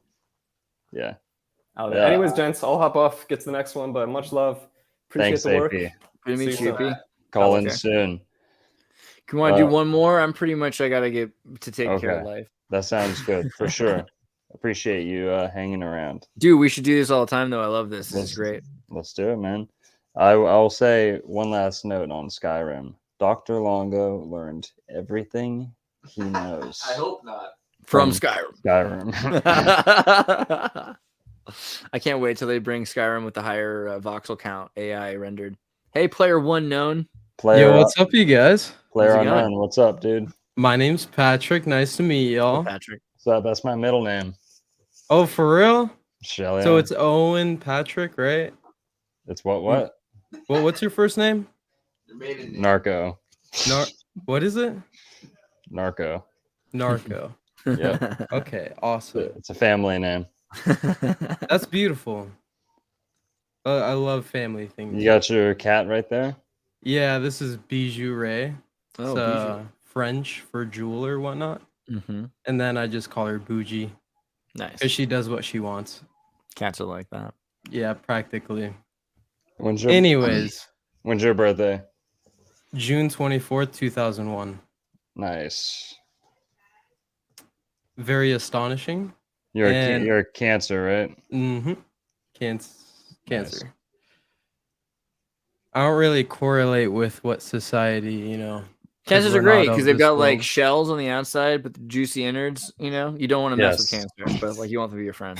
Cancer's hardest. Very mysterious. Hardest exterior and softest interior. You can think of people like Mike Tyson. Crab meat is sweet. Name for real, Mike Tyson. Yep. Yeah. John Jones, also a Cancer. They're almost the same person. Conor McGregor, if I'm not mistaken. So those are fighters. Why am I mentioning fighters? Because Cancer is the boxer fighting mitts, the crab claws on Right. on the fighter. So Interesting. a lot of times Cancers have something to prove. Might have like because they have such a soft interior that they have to put up a very hard facade to guard. Well, it themselves. sounds like me. I've noticed every single time someone describes like things, what is it? Astrology or astronomy? Because I know there's a difference, and I know you describe that difference. Yeah, astrology is the study of the meaning of the stars. Okay. Mm-hmm. And then one has to deal with the sun. Astronomy is the scientific consideration and measurement and projection. Nomenclature versus logos. Yeah. So Symbology. it's specific, and both have correlates. Well, one has with to do with actually each other. symbology and logos, and the other has to Right. do with like math, maybe. I guess you could Yeah. say. Astrology is the woo-woo one. What we consider to be math, yeah. 'Cause Astronomy it's, is the math is originally like a universal language. Right. So it's I have a lot of things to say, like so many controversial things, and you save the best for last. I'm not even gonna lie. Like I really want to talk to you guys and want to say I love what you guys do. I shared with your mods like a specific YouTube channel that I've been watching since I was in middle school. And I have like a whole entire story that I don't want to get out right here, but anyways, that specific channel is really interesting, and it goes over the whole entire globe, not only Florida, which I love you guys for, absolutely, but it goes around the whole entire world, from archaeology to What's the name of this channel? Zohar, Stargate, Ancient for sure. Discoveries. Yeah. And they actually became more professional. I love Beyond Belief with George Norrie. They're really good. And it's from Gaia.com. I know you've heard of that. For a fact. Yeah. Everyone in your chats, like most people on here, so open-minded, so loving, so caring, and actually have such, you know, like a interesting perspective upon what they're trying to learn and what you guys have to, you know, say. And thanks, man. Damn right. oh, you're welcome. No, thank you, man. Yeah, I worked a hard day, laid 8 pallets of sod. It was fun. wow. Yeah, damn, so I'm man. like exhausted as fuck, but I'm here, dude. I really wanted to come one of these nights. 'Cause I've watched these for so long. Where in Florida are you? Well, I don't really care if anyone fucking knows. So Citrus County. Nice. Yeah, I was born in Lake County. Sure, yeah. Born and raised. I was I'm just 22 through next there. We were delivering some citrus down through Citrus County. Yeah. Oh, for real? Okay. What kind of Yeah. citrus? No, it was watermelons actually. Now that I Ah. remember it, yeah, it was a shit ton of Very nice. watermelons. I 50 love fi- watermelons. What was One it? of my 50? top tier fruits. Oh yeah, watermelon is a sustenance fruit. Like that's a orange. Orange is will a- always be is my a- favorite. That's my best friend. Is a sustenance fruit, and then the melons would be the next after the big citruses would be the melons as to paradisical foods that I know humans. y'all are very interested in like the meaning of like the words and the meaning of those meanings. And I'm like, I don't really care about all that. I'm more interested in like the actual real fucking hard shit. Like what y'all talk about with the mounds, what y'all talk about with Florida being Atlantis and the Garden of Eden, mind you, and Atlantis was kind of like the Phoenicians or whatnot. Like they spread across the whole entire like it was a people.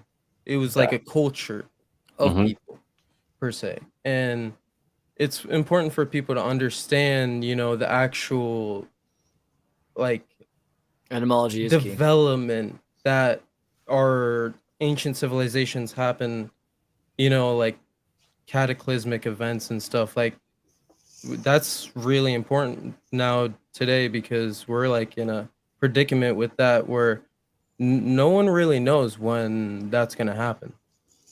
And it can happen at a touch of a fingertip or like, you know, one of those, you know, N-words, the what? Nietzsche? The nukes. One of those N-words. Yeah, the nukes. The nukes. Nukes, yeah. For sure. Oh yeah, I love your hat by the way. I'm not like into politics or anything, but I don't know what it is. People I love that. I love that. Make Atlantis great again. Have you saw Jimmy's thing on Atlantis with the recount structure and everything? Who's Jimmy? Bright. Yeah, the Bright Insight. Bright Insight.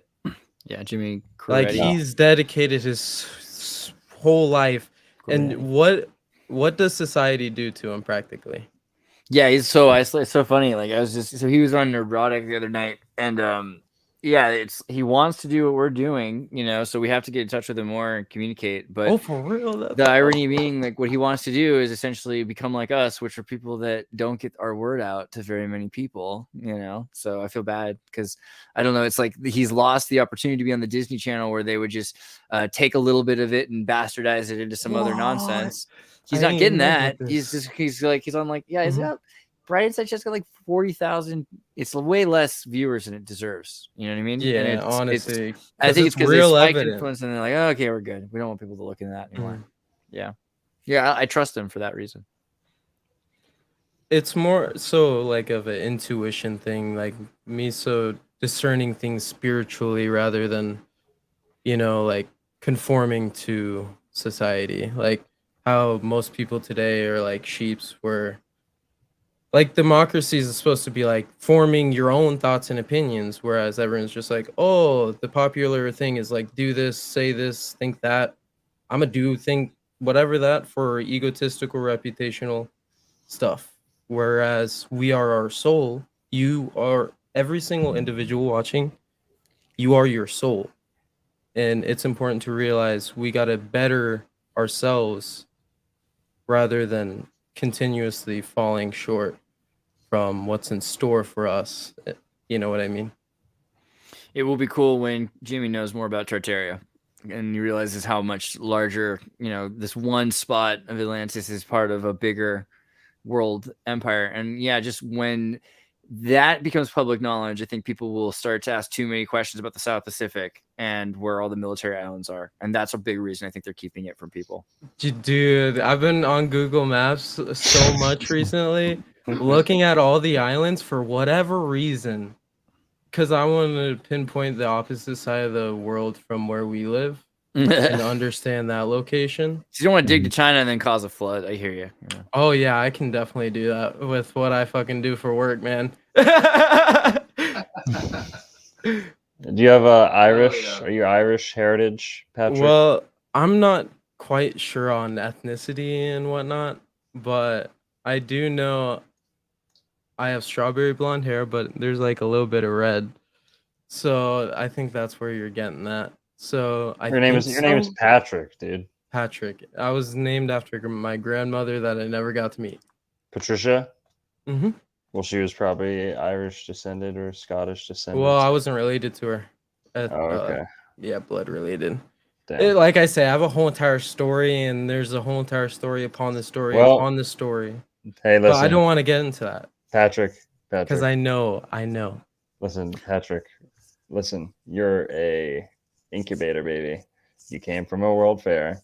Okay. Right. Your family. You know, a birthing call. What No. a birthing call is? Well, it's a membrane wrapped around a baby or wrapped around a baby's head when they're born, and it's practically like, you know how in the Bible or practically it says like babies will be born with like something, and like it's something to deal with that. And it's like, I don't know, but in the 1950s, babies were being stolen from hospitals because practically, probably because it was a baby, but mostly because they had a birthing call, and you can like search it up, and I was a birthing call baby. Damn, So man. you're probably right. Oh, I'm always right.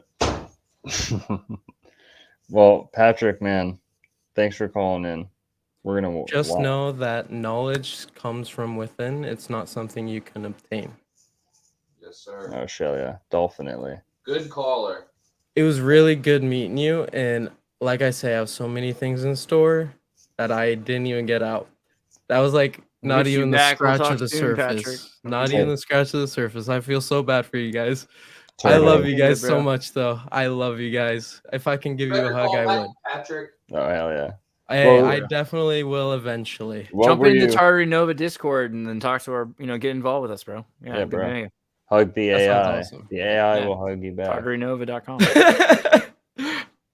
I don't think the AI could do that. What Not were to me. you? What were you listening to before you came on? Before we let Oh, you you go? saw me jamming. Well, listen to the new College Park album by Logic. Maybe a little Vinyl Days. Oh my god. Axed.